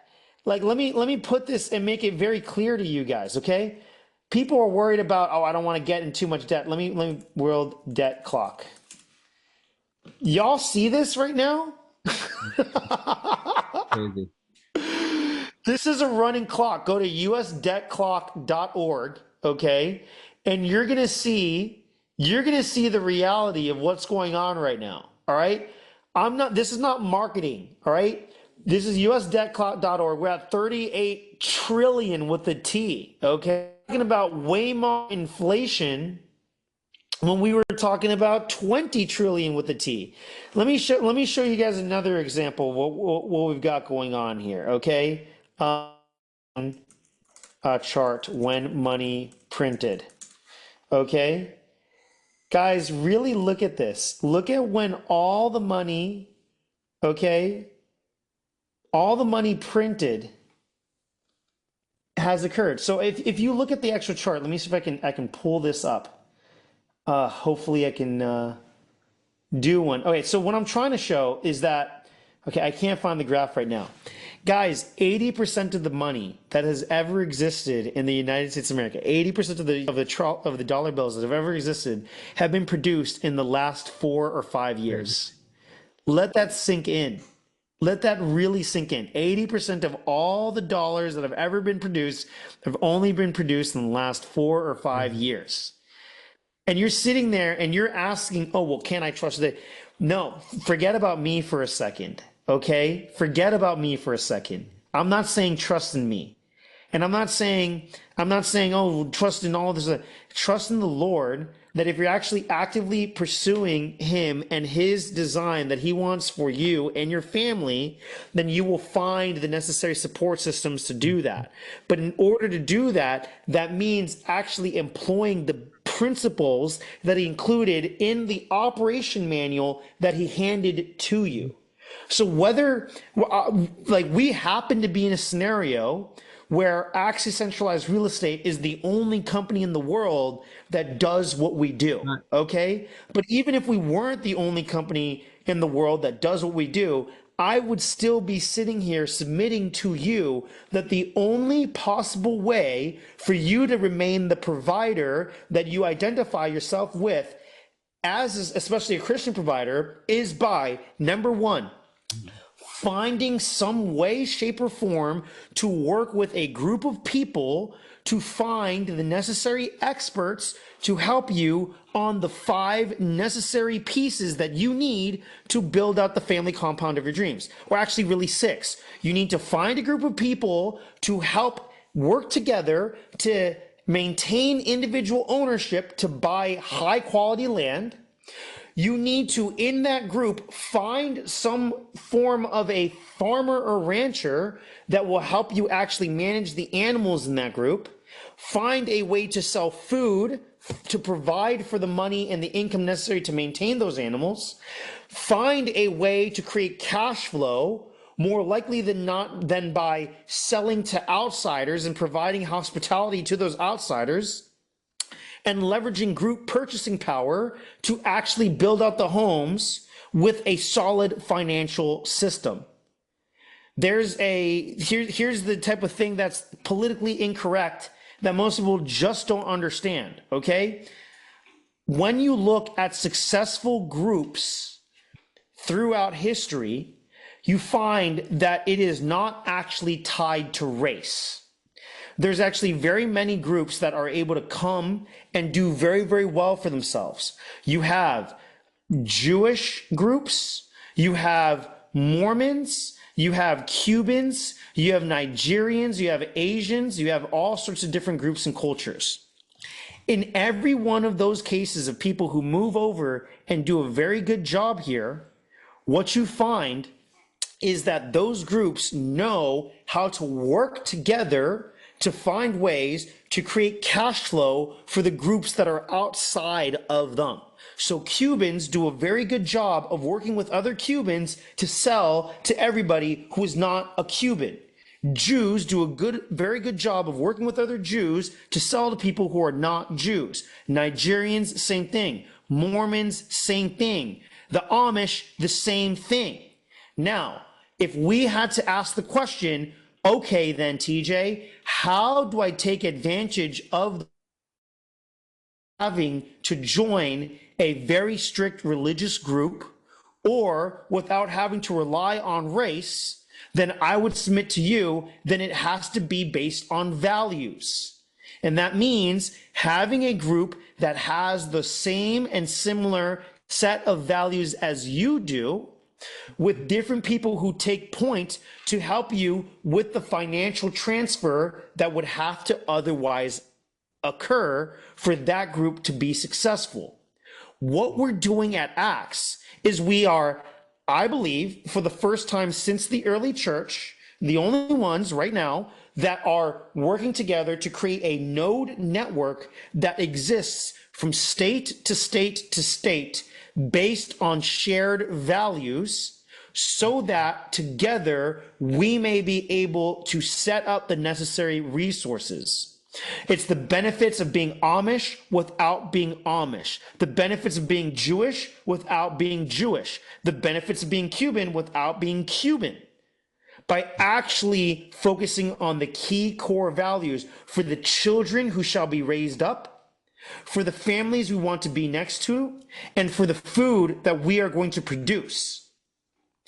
In this network, we can share resources from Texas to Florida, to Georgia, to North Carolina, to Virginia, to Montana, to California. People go to me, they say, TJ, but they're going to shut one of them down. They're going to shut down the farming. Yeah, that would suck if we were alone, but we're not alone. They can shut down Little G Ranch, say you can't do the farming at Little G Ranch. Okay, I'll just send food over from our Acts in Tennessee. They shut down Tennessee. Okay, we'll just work over in Georgia. Oh, they shut down Georgia. Okay, we'll go over there in Florida. That's a decentralized node network. And that is what we are creating. So I ask you, what do you have? Name me a better plan. I will literally, whosoever names me a better plan than having that type of node network, I will pay you money. I will literally pay you money because, number one, if you do have something better, I'm just going to change Acts into that better system. Okay. But number two, it's not going to happen. You're not going to find a better system than that. So you have to find a way. This is literally, we are in the final. I'm going to take it real. Malcolm, I'm going to take it real. I'm going to be really honest with everybody. Sorry. I just need to take it real. Okay, guys, look, let's take it real honest. Okay. When you look throughout history, there's always that point in history at which something starts. Okay. There's that point in history at which it's just like, okay, it started. Okay. When we look at World War I, it was the death of Franz Ferdinand. Okay, when Franz Ferdinand was killed, that assassination started World War I. The U.S. involvement in World War II occurred when? Can someone write in the chat, when did it happen? When did U.S. involvement happen in World War II? What was the thing? Pearl Harbor. Okay, that was clearly it. What initiated whether I'm not saying, I know it was a psyop, I know that it was a false flag event, but what initiated wars in Iraq, wars in Afghanistan, all that other stuff? It was 9/11, right? 9/11, okay? I'm telling you right now, for those who have ears to hear and eyes to see, and to just make it very clear what's going on here, okay? In my heart of hearts, the assassination of Charlie Kirk, that was the bullet, that was the actual shot of the war. That was the moment at which it's now real. And at this point, you have a few years to actually figure out what faction you're going to be a part of, to actually figure out what values you're going to have. And as we head into 2030, that's when you have to decide. And what's going to happen is, between artificial intelligence taking over the minds of the youth and people who reject vaccines and reject everything else like that, you're going to have a split amongst humanity. It is that man will become a lover of himself during these times.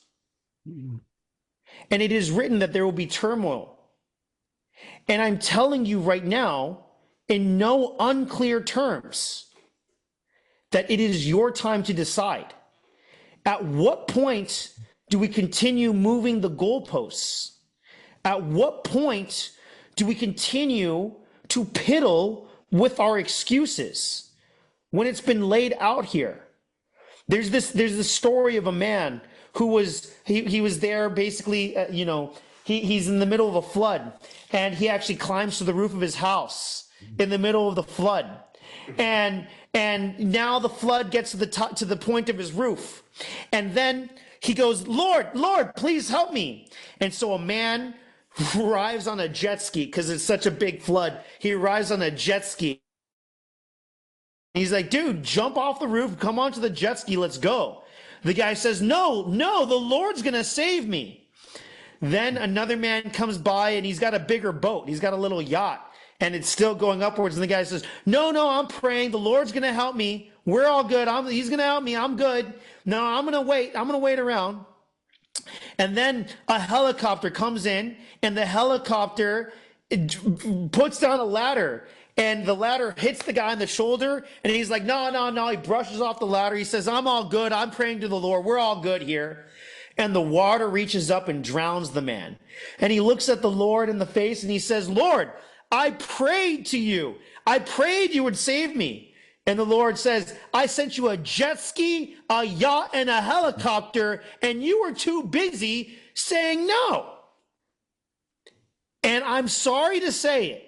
You could hate me for saying it or you could love me for saying it. But I got to tell you, ski, there is a yacht and there's a helicopter here in the room right now trying to tell you as clearly as humanly possible that the time to act is now, because it's going to take a couple of weeks for you to get the financing. It's going to take 8 to 9 months for you to finish up your home build. It's going to be 2026, 2027. You're going to need to get used to some of the actual food getting built up. It takes like a year and a half for a cow to get fattened up. We're already in 2029, and then you got 2030. That's the real timeline of what's about to hit. And I sit there, Acts started really in 2023. And last I read in Joseph, there was 7 years of abundance and then 7 years of famine. And I'm trying to tell you the code. Last I checked, 2023 to 2030, that's about 7 years. Mm-hmm. But I'm still sitting here talking about, oh, but I'm not really sure. Can I get verified evidence that someone finished the build now? You're going to wait until someone finishes the build now, and then you're going to act. Okay, I'm going to wait until the rate's lower. Sorry about this. I'm going to wait until the rate's lower. You date the rate. You date the rate. You date the rate. You get a rate now, you move on, you refinance, you get a better rate later. I'll tell you right now, the rate goes. That's the facts.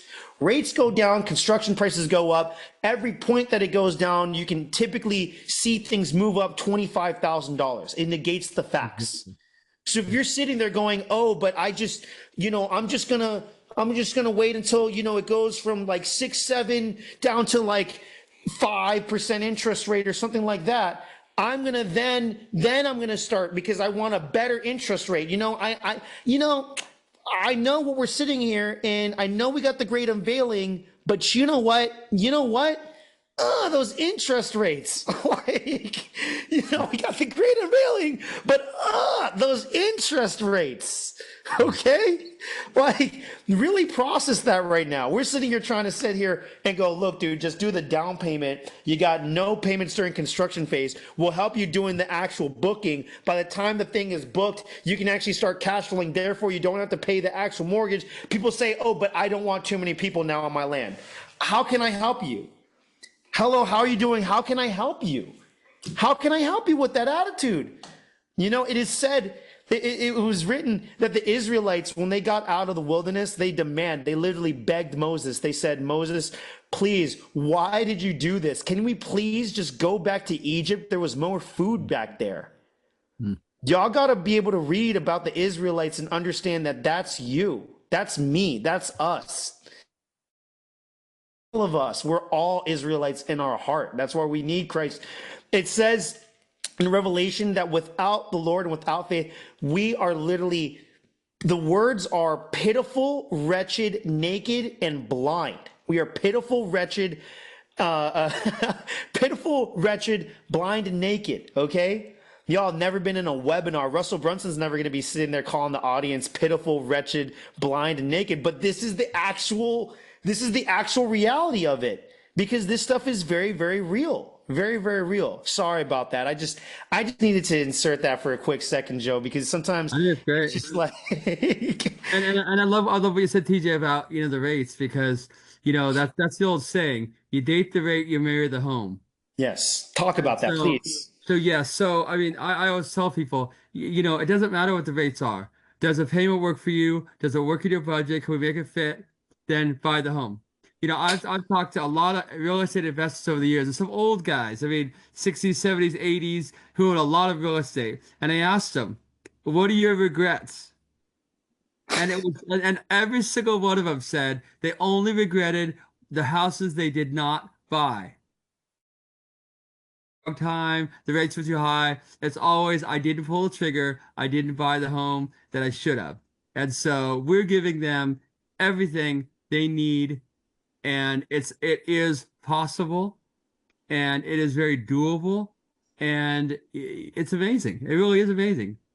Thank you for like quick little just piece on this, okay, to understand it, okay, on a few different pieces.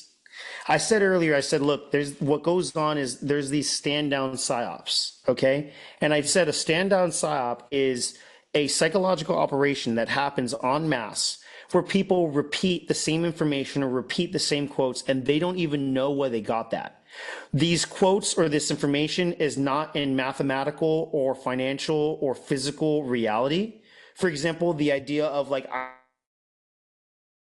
it's not a financially true idea. It's not true. Yes. Because financially, mathematically, it is the fact that if it goes down, the prices will go up. That's why they do it. Yes. That's why they do it. Over the years, I've had people who have said, well, I just want to wait and save more money. And so what happens is, by the time they save enough money and they wait a year or so, and even if the rates were to go down a point, the amount of money they would have lost in tax advantages, the amount of money they would have lost in prices going up, it will cost them more with a lower rate because the prices are higher, and the taxes, the tax, benefits they would have lost in the long run, it'll cost them a lot more.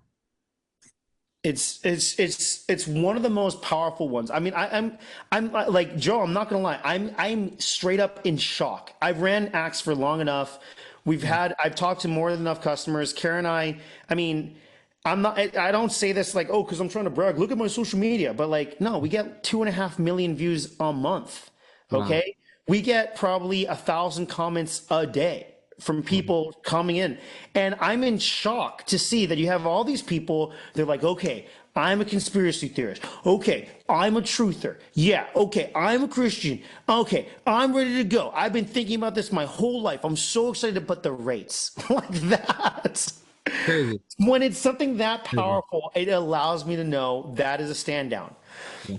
When it comes to lessons on things like that, with Axe and getting things up and running, people often they talk to me about mental fortitude. TJ, how'd you do all this stuff? What's it possible and stuff like that. I want to give you guys a pearl, okay? For those who are swine, then whatever, it's not for you. But for those who are not swine and want to take this pearl, please take it to heart. I want to reframe your ideas on what mental strength is. I want to help you just reframe what mental fortitude actually means. Okay? And I think if you really hear this, you'll find that this is completely true in business, in wealth, in family, as a man, as a woman, and all these different things. And it relates to faith in the Lord. Okay? I want you to just pretend for a moment like mental fortitude and mental strength exists in direct proportion to what you will allow you to stop you from the dreams and the visions the Lord put in your heart. Mental strength is and exists not in theory, not in bravado, not in lies about I do this, I'm so this. I want you to understand this. I'm going to say something difficult here. It's an epistemological, it's a philosophical truth. Truth is an event, and the veracity of truth will not be verified until the moment of the event. Truth is an event, the veracity of which is not verified until the occurrence of the event. What this means is that you might believe in your head, I'm mentally strong, I've got fortitude, I've got faith, I'm about this life, I really want this, I'm a provider, I'm creating this dream, I'm this person. That is only going to be proven true at the moment of the event. And if you are able to succeed forward, then in fact, you do have mental strength, you do have mental fortitude. And if you allow yourself to be turned away, then we have to ask, what allowed you to turn away? So for everybody, every single anybody out, there's no individuals, because I've seen this over 1,000 times. For everybody who says, I've got this dream, but I'm going to let watching other people succeed on their dreams stop me from my dreams, let that be a description of your mental fortitude. When you say, oh, well, what's going to stop me is the interest rates. Okay, let me just remind me of that later on. Why you never got started, why you're not feeding your family. Got it. Cool. When it's, oh, well, it was hard to submit the paperwork, and that $2,500, that $2,500 refundable deposit, which doesn't even represent 1% of a full build out. That's what stopped me. Okay, no problem. Let that event be the verification of what is actually true or not true. Let that be the case. And for those of you who take in this mindset to say, wow, mental strength exists in proportion to what you allow it to stop you, if you realize it, then every single setback, every single obstacle that gets in your way will actually strengthen and show it is glorious unto the Lord. The Lord smiles at it. Oh, you don't have, your credit score sucks right now? And you said, you know what? I'm not going to allow this to get in my way. I'm going to get my numbers up. I'm going to get that credit score up. I'm going to work it to that beyond that minimum. Minimum is only 585. I'm going to get it beyond that minimum. I'm going to get it to that new place, and I'm going to pray to the Lord, and I'm going to do the necessary work, and I'm going to do that. Let that be a sign of your strength. Let it be that every single work that you do, when you submit the paperwork, when you have to clear out debts, when your debt to income ratio is not the best debt to income ratio, but you say, I'm going to actually work to pay off that car. I'm going to pay off that building. I'm going to sell that hard thing. I'm going to get rid of this poisonous, toxic piece of real estate that I'm holding on to for absolutely no reason. And I'm going to do it. I'm going to finally do it. I'm going to get rid of that thing, and I'm going to sell it. And I'm going to cut that off because that's a sacrifice that I'm making for my children and my children's children. Let that be a sign of your strength and a sign of your faith in the Lord. Let that be that every single time. Every single thing that is thrown at you. There's going to be sickness thrown at some of you. There's going to be divorces thrown at some of you. There's going to be job losses. There's going to be friends who make fun of you. Are you going to let a friend who sits there at the dinner table scoffing at you? You're joining a cult now. You in that Acts thing? I heard lies about that Acts. I heard this thing about the Acts thing. It must be this thing. It must be that thing. That's what let you stop you? Okay, no problem. No, let that be the sign for some of you, and for others who say, no, I did that despite that. You know what's the strongest thing in the world? For those of you who have a friend or family member who says, I don't believe in that thing. You know what's going to be crazy? The moment where those same people who mocked you come knocking on the door to your home in 2030 and say, please let me in. I need a place to stay. The moment that you actually understand refuge and that this is the actual place that you're creating as refuge for your family, let that be a thing. And that moment when you have the ultimate, I told you so, the ultimate and biggest I told you so, and you decide to say, instead of I told you so, you say, come on in, man. I got you. I've already made a place for you. I've already made towels for you.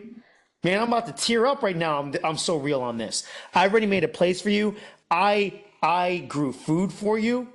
I had a food force for you. I did all this for you so that you could be able to thrive even during these times when you made fun of me during this. Let that be a sign of who you are and who we are as a people. And let that be the beginning of something new. Let this speak life into you, into what is actually possible, because it's not about TJ Vistu Days telling you, I'm nobody. I'm nobody. My life is on rent. My family is on rent. Everything I have, everything I own is on rent from the Lord because I got lucky enough to be in this position. I did all this for you. All the mocking, all the everything, I've done it for you, and I did it for the Lord. Honestly, in some ways, even forget you. Even in some ways, forget many of you. Honestly, I do it for him. Because truth be told, the majority of people ended up turning on Moses. Moses' own brother turned on him. They turn against the Lord. They sacrificed him. It's all the time turning. So I don't even do it for y'all. But at the same time, I do it for you. And in the same way, you can share that same light and let your gratitude be how you continue spreading light. If we do this, we'll be like a candle that lights 1,000 other candles. And each one of these properties, there will be 2 in every single state, not just 1. Let it be that there's 2 in every single state that shines as a beacon. That when it's all down and it's all dirty and it's all awful and it all seems hopeless, there's still that little fire that burns in every single one of these properties. That fire that you are allowed to have, that fire that Joe helped you have at these properties. Let that be there. And let this conversation, let this meeting be that ignition of that fire for each and every single one of you. There's 47 of you in here. It's been 2.5 hours. If what I was saying was wrong, if what I was saying was crazy, you would have shut the computer off. There's no way you don't feel that deep in your hearts, in your heart of hearts, that there's something more and better than any of you could ever hope or dream or imagine. And there's that verification. And all we say is go ahead and verify it. Come on out. Come visit the property with us. Come meet me in person. Meet my wife. Meet my children. Meet my team. Meet all of them. See the animals. See what's actually possible. Okay? It's actually doable. And that realization, that is 100% of the issue. It's not someone asked, I'm not making fun of you, but someone asked, how many calories is it going to be? Like, there's more than enough. There's more than abundance. How can you can't calculate abundance in just calories after a certain point. It's more than you can eat, and feed everybody. That's what's actually possible. It's us going out and working together in business, buying more businesses in other towns and helping people out. It's all there. It's all possible. It's all doable. Joe, 30 minutes left. We started off talking about the practical realities of stuff. Let's just knock out really quick, rapid fire, some things, taking it back to the practical zone. Credit score. What are we looking at, Joe, for credit score? Oh, he's muted. He's muted.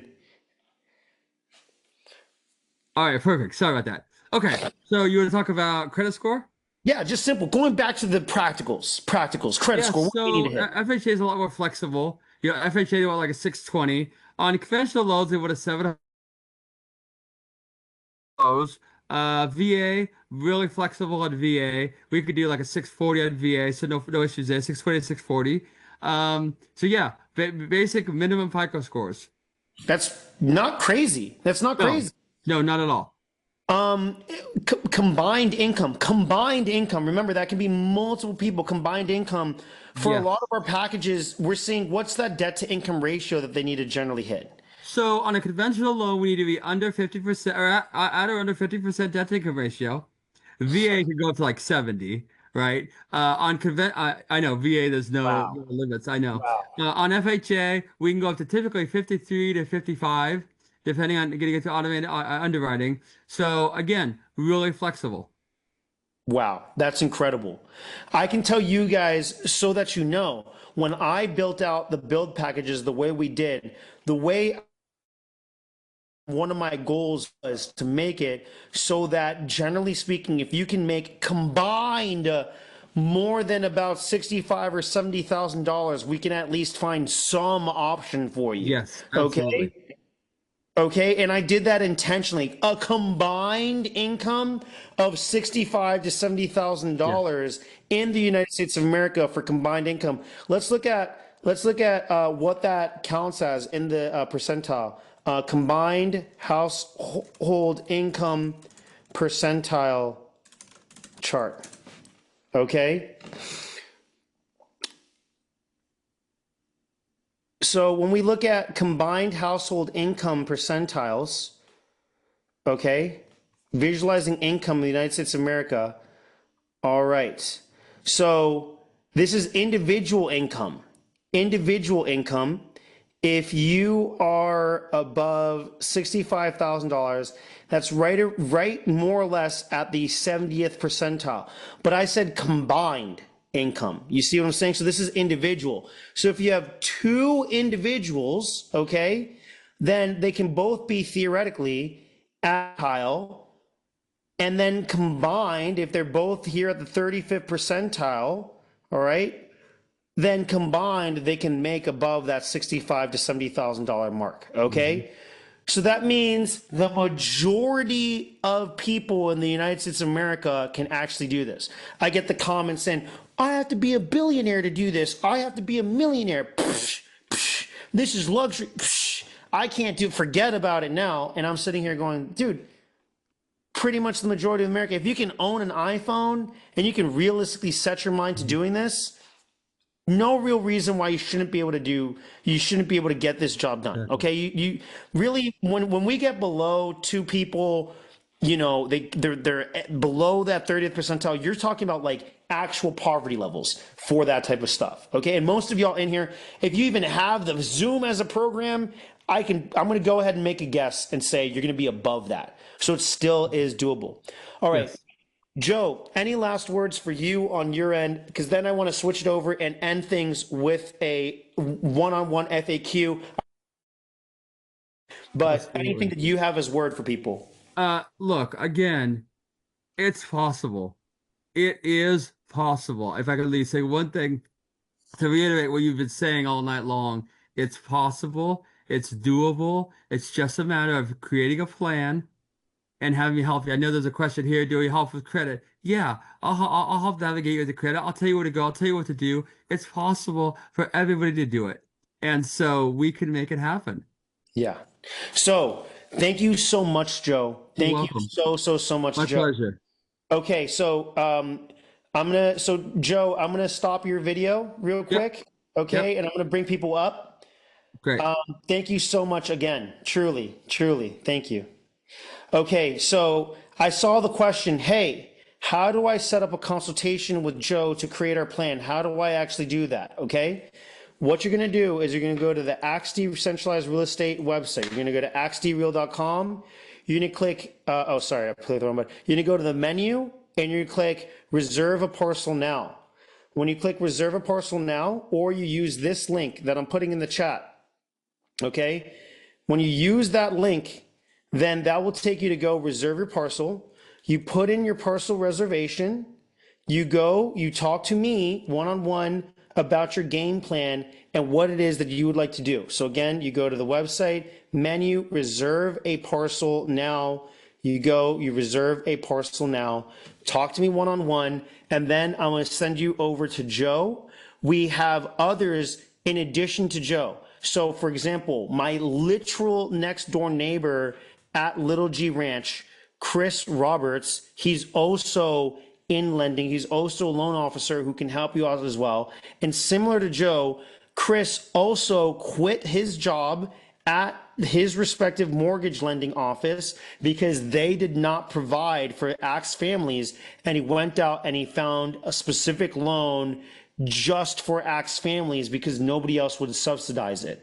So we have Joe's contact, we have Chris's contact, I have Tom Coronato. Tom is the president of the American Modular Home Building Association. He's been in it for over 30 years as well, and he can help you out.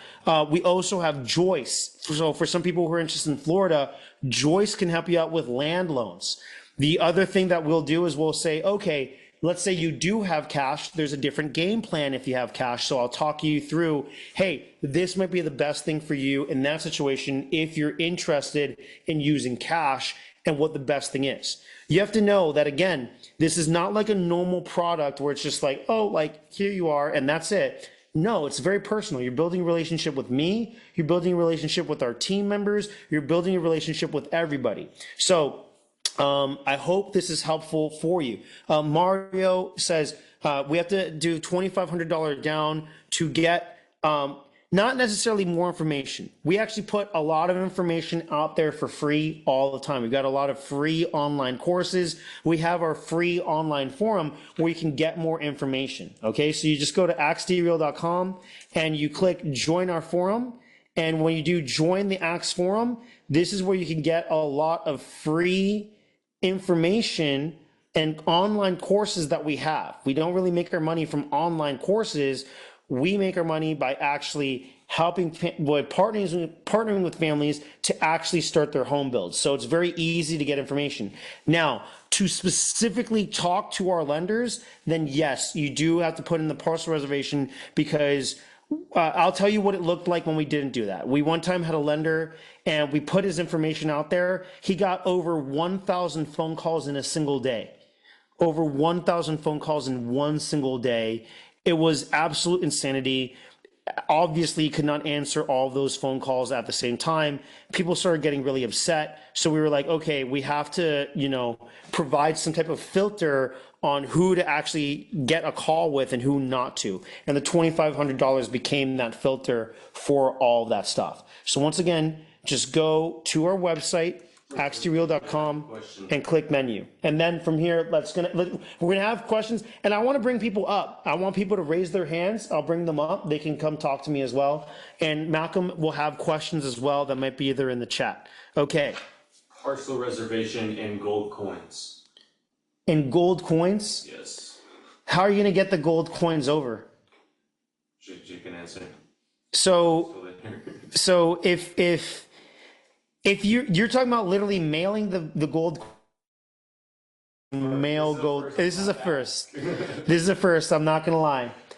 We do accept Bitcoin or crypto, but we just ask you to convert it into we do ask you to convert it into a stable coin. It makes life a lot easier for our yeah. So Zach, that's a great question. You can do USDT. To be honest, it's easier USDC for us. USDC, typically through the ETH network, it works the best. It's just because it's very easy for that to be converted through Coinbase. We use Coinbase because it's just for corporate purposes as opposed to individual trading purposes. I like Coinbase a lot just because of the size of everything that we're doing as a company. So we do accept Bitcoin. Now, an actual physical, you know what? I'll accept it. If you mail. She's saying we can have someone take it. They have family in Florida that they could drop it off at Panoply. You know what? Just for entertainment purposes, I'll do it. I'm making an executive decision. We'll accept. Let's make it happen. Let's make it happen. We will accept gold coins if you send gold coins over. I'm totally cool with it. I've just not had someone like literally offer to mail them over. But if you plan on doing something like that, I'm totally cool with it. Ed says USDC with Coinbase is generally lower fees. Exactly. That's exactly why. How long does the $2,500 reservation last? I asked because I just discovered Axe and I love Great Plain location. Looks like they're all reserved. Will there be another Texas location? Would it make more sense to get another location, look back at Texas location? Okay, that's a great question, Miranda. So your reservation is indefinitely long. You could use it like whenever you want, okay? So, I don't expect you to do this, but theoretically in 10 years from now, if you now want to use your parcel reservation, in 10 years from now, we will still honor the reservation. That's part number one. Part number two is when you use the reservation on a specific parcel of land, we basically say poop or get off the pot. So all that means is just use the reservation. Let's say I've identified parcel number 21 at Panoplia Ranch. You put your parcel reservation for 21. We're asking you do the necessary homework. Schedule your call with me. Get in touch with Joe. Get under contract in the next 7 to 14 days. If after 7 to 14 days you have taken no actions whatsoever to reasonably move forward with that parcel, we will release that reservation. You can use it again. But we will make it available for someone else to come in and reserve that parcel. Can I get a Y in the chat if that makes sense? All we're saying is just poop or get off the pot, okay? Just actually take action to move forward with that. You still have the reservation available. It's totally cool. Another question, TJ, I want a parcel, okay, in an active property. I talked to Joe. It's not going to be, I will not be able to move forward. I'm not pre-approved. It's not going to be anytime close. Can I get a refund? Yes, you can get a refund. That's totally fine. Honestly, though, I would recommend you to not just instantly refund and instead just stick with the program and just, get your numbers up so that you can be able to move forward. Any questions as to E2 visa lawyers for Canadians? Okay, I do have a suggestion for it. For an E2 visa, you need a business that reasonably requires you to physically be there. You must be the sole proprietary owner of that business, and it must be a significant investment of your money. So it can't be a $10,000 business, but you know what it can be? Generally speaking, $100,000 or more invested into that business, and it's a business that historically reasonably needs you to be there. That allows you to get an E2 visa. Hey, Cheryl, you know what might fit that description? A farm. A farm can fit that description. So if you were to buy something like a franchise that requires you to have animals and you need to go visit your animals in order to make sure that your livestock that you made a significant investment into to own this LLC, that might be able to qualify. Are you able to pick up what I'm putting down, Cheryl? Let that be a note for everybody who is Canadian. That's a strategy that you could use. Can you run resorts and a franchise? And does that resorts and franchise require you to be there so that you can move forward? When are you projecting Georgia land acquisition? When do you project the next Texas property? I don't like to give promises on exactly when, okay, it's just going to be on this exact date. I don't like to do that. But I will say that Georgia, Texas, 2026 for sure. Georgia, Texas, 2026 for sure. We were able to see some beautiful properties over in Georgia. We do know some locations ideal for Texas. So we are looking at Georgia, Texas, 2026. I don't want to turn this into a session of a bunch of when will you be in X location, when will you be in Y location. When that starts, I don't want to keep answering that question because I honestly don't know. There's some ways that we see things moving forward faster than we ever expected, and there's other ways where things could be slower than expected. So I don't want to, when I tell people, hey, it's going to be in blah location, and then things take longer, people's knickers get in a twist, and it's very annoying. So I don't want to make any promises on that. So please no more of the when will you be in X location type questions. Do you accept DSCR loans for the down payments on the bigger packages? It's not about whether we accept them. It's whether or not they're available. So there are DSCR loans. For those of you who don't know, DSCR is debt service coverage ratio loans. Okay. Generally speaking, debt service coverage ratio loans require a higher down payment. Generally speaking, so that you know, all right, those are business loans. Those are different from what Joe was talking about with the Axe Advantage loan. The Axe Advantage loan is for primary residences. Joe's still here, so he might be able to chime in on that piece. But I just don't want you thinking like, oh, okay, it's going to be the same terms for a DSCR loan. Generally speaking, DSCR loans, the down payment might be 20 to 25%. And we've got people who can help you out with that depending on what you plan to do with your DSCR loan. Okay, just so that you can know. All right, I want to have some fun here. All right, I want to chill. who wants to raise their hand, who just wants to have conversation, even if it's so much to say is like, hey, thank you, got a lot of value on this. You don't have to ask a question. While I wait for that, I want some people to start raising their hands. Joe says, yes, I can answer that. So I'm going to unmute Joe, and he can talk a little bit about DSCR.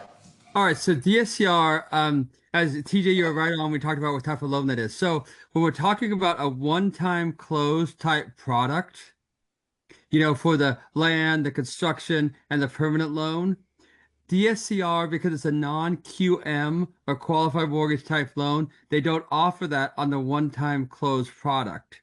So there are potentially a DSCR. Oh, sorry, I'll jump in here. So a DSCR is not available when you're doing the construction portion of it. So if we can get you qualified and get a structure built on the property, then after there's a structure, we could do a DSCR to full cash out or do other things. Yeah. Make sense? Yep. Okay. Thanks, TJ. Thank you.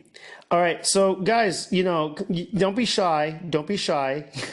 It's okay. Y'all can come up. Y'all can ask me questions. It can be it can be a frequently asked question level question. It can be an easy question.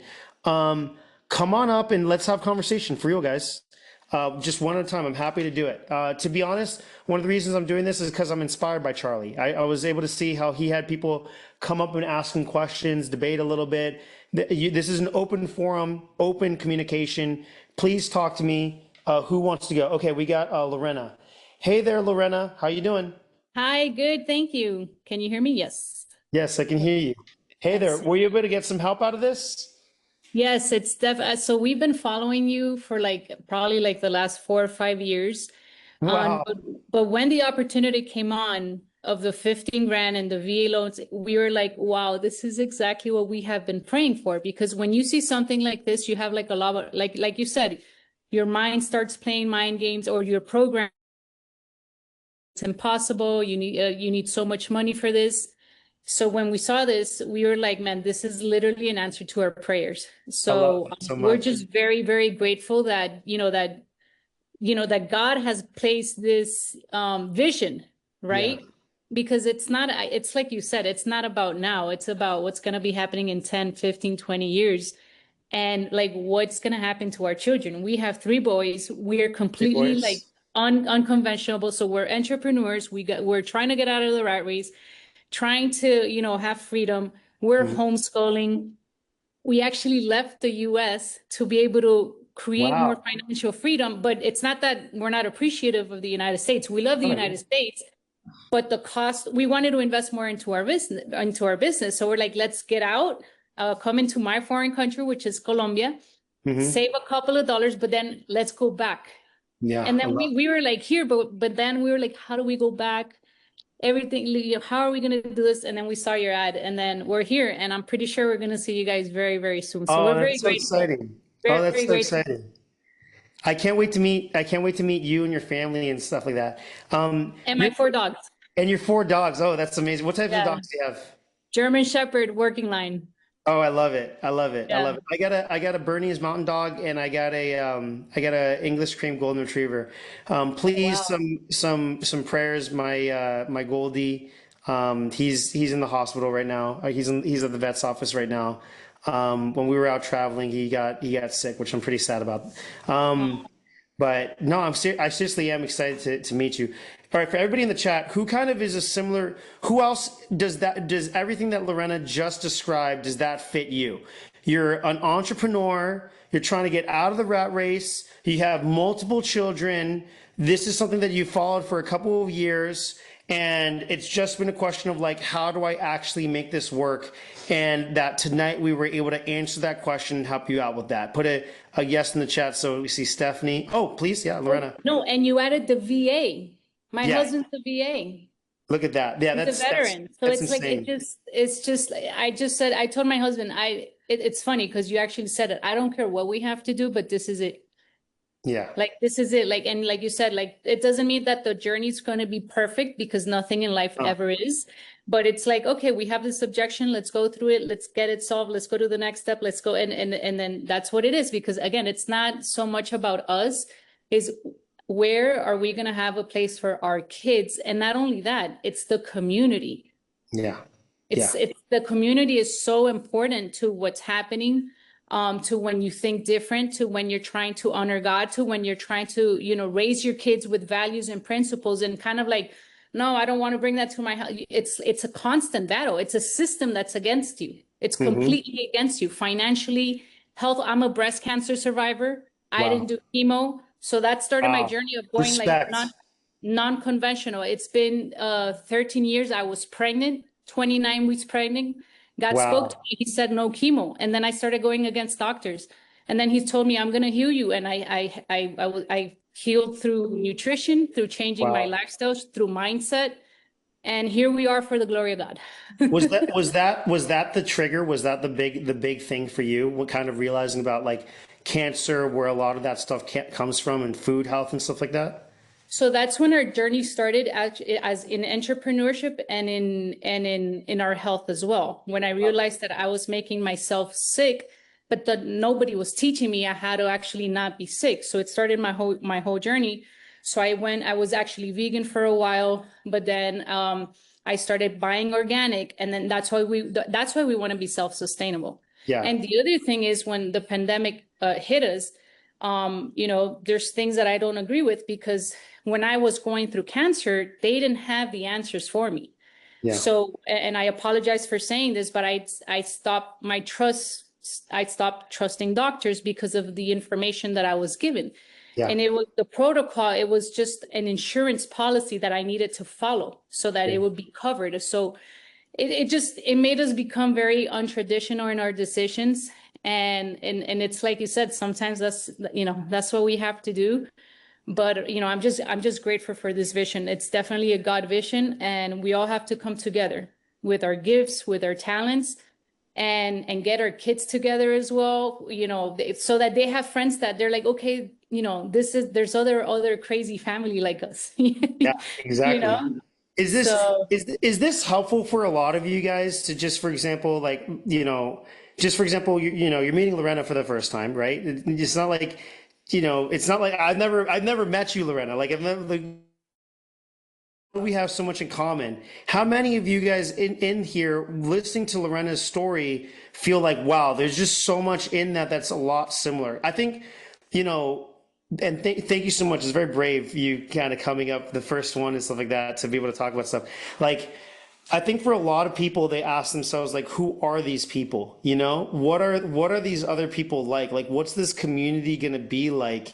Are they like-minded? Do they share these values? Because for a lot of us, we feel like we're the only ones. And, it's just really, really special. It's a real blessing for you. Where are you interested in landing? Central Florida. So Central I love, Florida? Okay, yeah, Panoplia. Okay, Panoplia. so All right. we lived I love Texas, by the way, but my Okay. husband's family is in South Florida. Okay. So I lived in Miami all of my life. I did high Perfect. school, Okay. college there. What high school you go to? Killian. You went to Killian? Okay. I went to Gulliver Prep. We played at Killian. We played at Killian to go practice. So like during Oh, summers, cool. yeah, we would go over to Killian. Killian's like right next to my house. So we would go over to Killian and go practice over there to get ready for stuff. So I've got we had a good relationship with Killian. Awesome. Awesome. Yeah. No, yeah, Killian, we lived there, but then when we had kids, that's when we moved to Texas. And then when the pandemic hit, we were like, they're not going back to school. And Yeah. then we've been on that homeschool journey. And again, it's different. It's tougher, but usually I was telling my kids today, usually things that are tough, it's always going to have a blessing at the end. Simple things, Exactly. the enemy will always put the simple things to lead you to like the worst way. So it's like, Yeah. but here we are, so we're blessed. Thank you so much for doing this. Thank you and your wife for this vision Thank and you. for having the courage to be public with it. Thank you. Thank you so much. I really appreciate it. I really appreciate it. All right. Well, Lorena, thank you so much. I'm going to bring someone else on just to continue just having fun, just talking and sharing stories with people. I saw different people with their hand up. If I'm not mistaken, okay, maybe I'm going crazy here. Maybe I'm going crazy here. Who did I see their hand up? Can someone, if you have the ability, there's a button that allows you to raise your hand if you would like to come up, or you could say like you could put a hand up in the chat and I'm happy to bring you up, just talk, talk through your story, your vision, all this other stuff. Seriously, if you guys have an idea for your homestead, I'm happy to help you out with ideas for your homestead. I saw a couple of different people who had their hands up. Who wants to come up next? Wants to come up next and just talk through different ideas and talk through different visions and goals and dreams. This is a great opportunity for any one of you guys. Is anybody interested? We got Randy Mann. That's who it was. It was Randy Mann. Hey there, Randy. Let me ask to unmute. How you doing, Randy? Hey, how's it going, everybody? How's everything? You can get on video. You don't have to. Don't feel forced to if you don't want to. How you doing? Doing great. I love what you guys are doing. This is, the whole aspect behind community, and I really think you hit the nail on the head with kind of the turning point, in the split in society with how people are going to go one way or the other. Yeah. And when I originally saw what you guys are doing, I kind of was thinking like what you were saying at the beginning, like, is this really too good to be true? Kind of seemed like that. But now having a better understanding of your business plan and kind of like how you have everything structured, it makes a lot of sense. And it's incredible. We're excited to start on this journey. So we actually live in Kansas City, Missouri right now. Wow. Okay. Lovely. But me and my wife lived in Texas for a long time. So we're definitely keeping our eye, wanting a good excuse to go back, actually. So this could be a perfect opportunity for us. Lovely. So when we first got married, we are kind of living the suburban rat race life. And we got together and we both had a passion for wanting to be out in the country and live off the land kind of, and get closer to how God intended for us to live. And so when I just first saw you guys, I thought this is a perfect opportunity because, like you were saying, to do it by yourself, the capital requirement and the planning and everything that goes into it is so it's overwhelming for somebody who doesn't have that background. It's almost like you can't get into the game without having it being handed down to you from generational type of setup. Yeah. And so I think this is just an amazing opportunity for people to live out their dreams and how, like you're saying, like how God intended us to live. So we're really excited. So one of the questions I had though was with the ranchise. I know I saw in one of the videos you kind of said leave it to the experts for the ranchise and how they manage the cattle and everything like that. Yes. So when I was growing up, we did have a cattle ranch. So some days I get an itch to, get out on the horse and move the cows around when they need to be rotated and stuff like that. So is that going to be a possibility? So not only is it a possibility, we already have a property owner who's doing that. Her name's Sarah West, and she's over at Panoplia.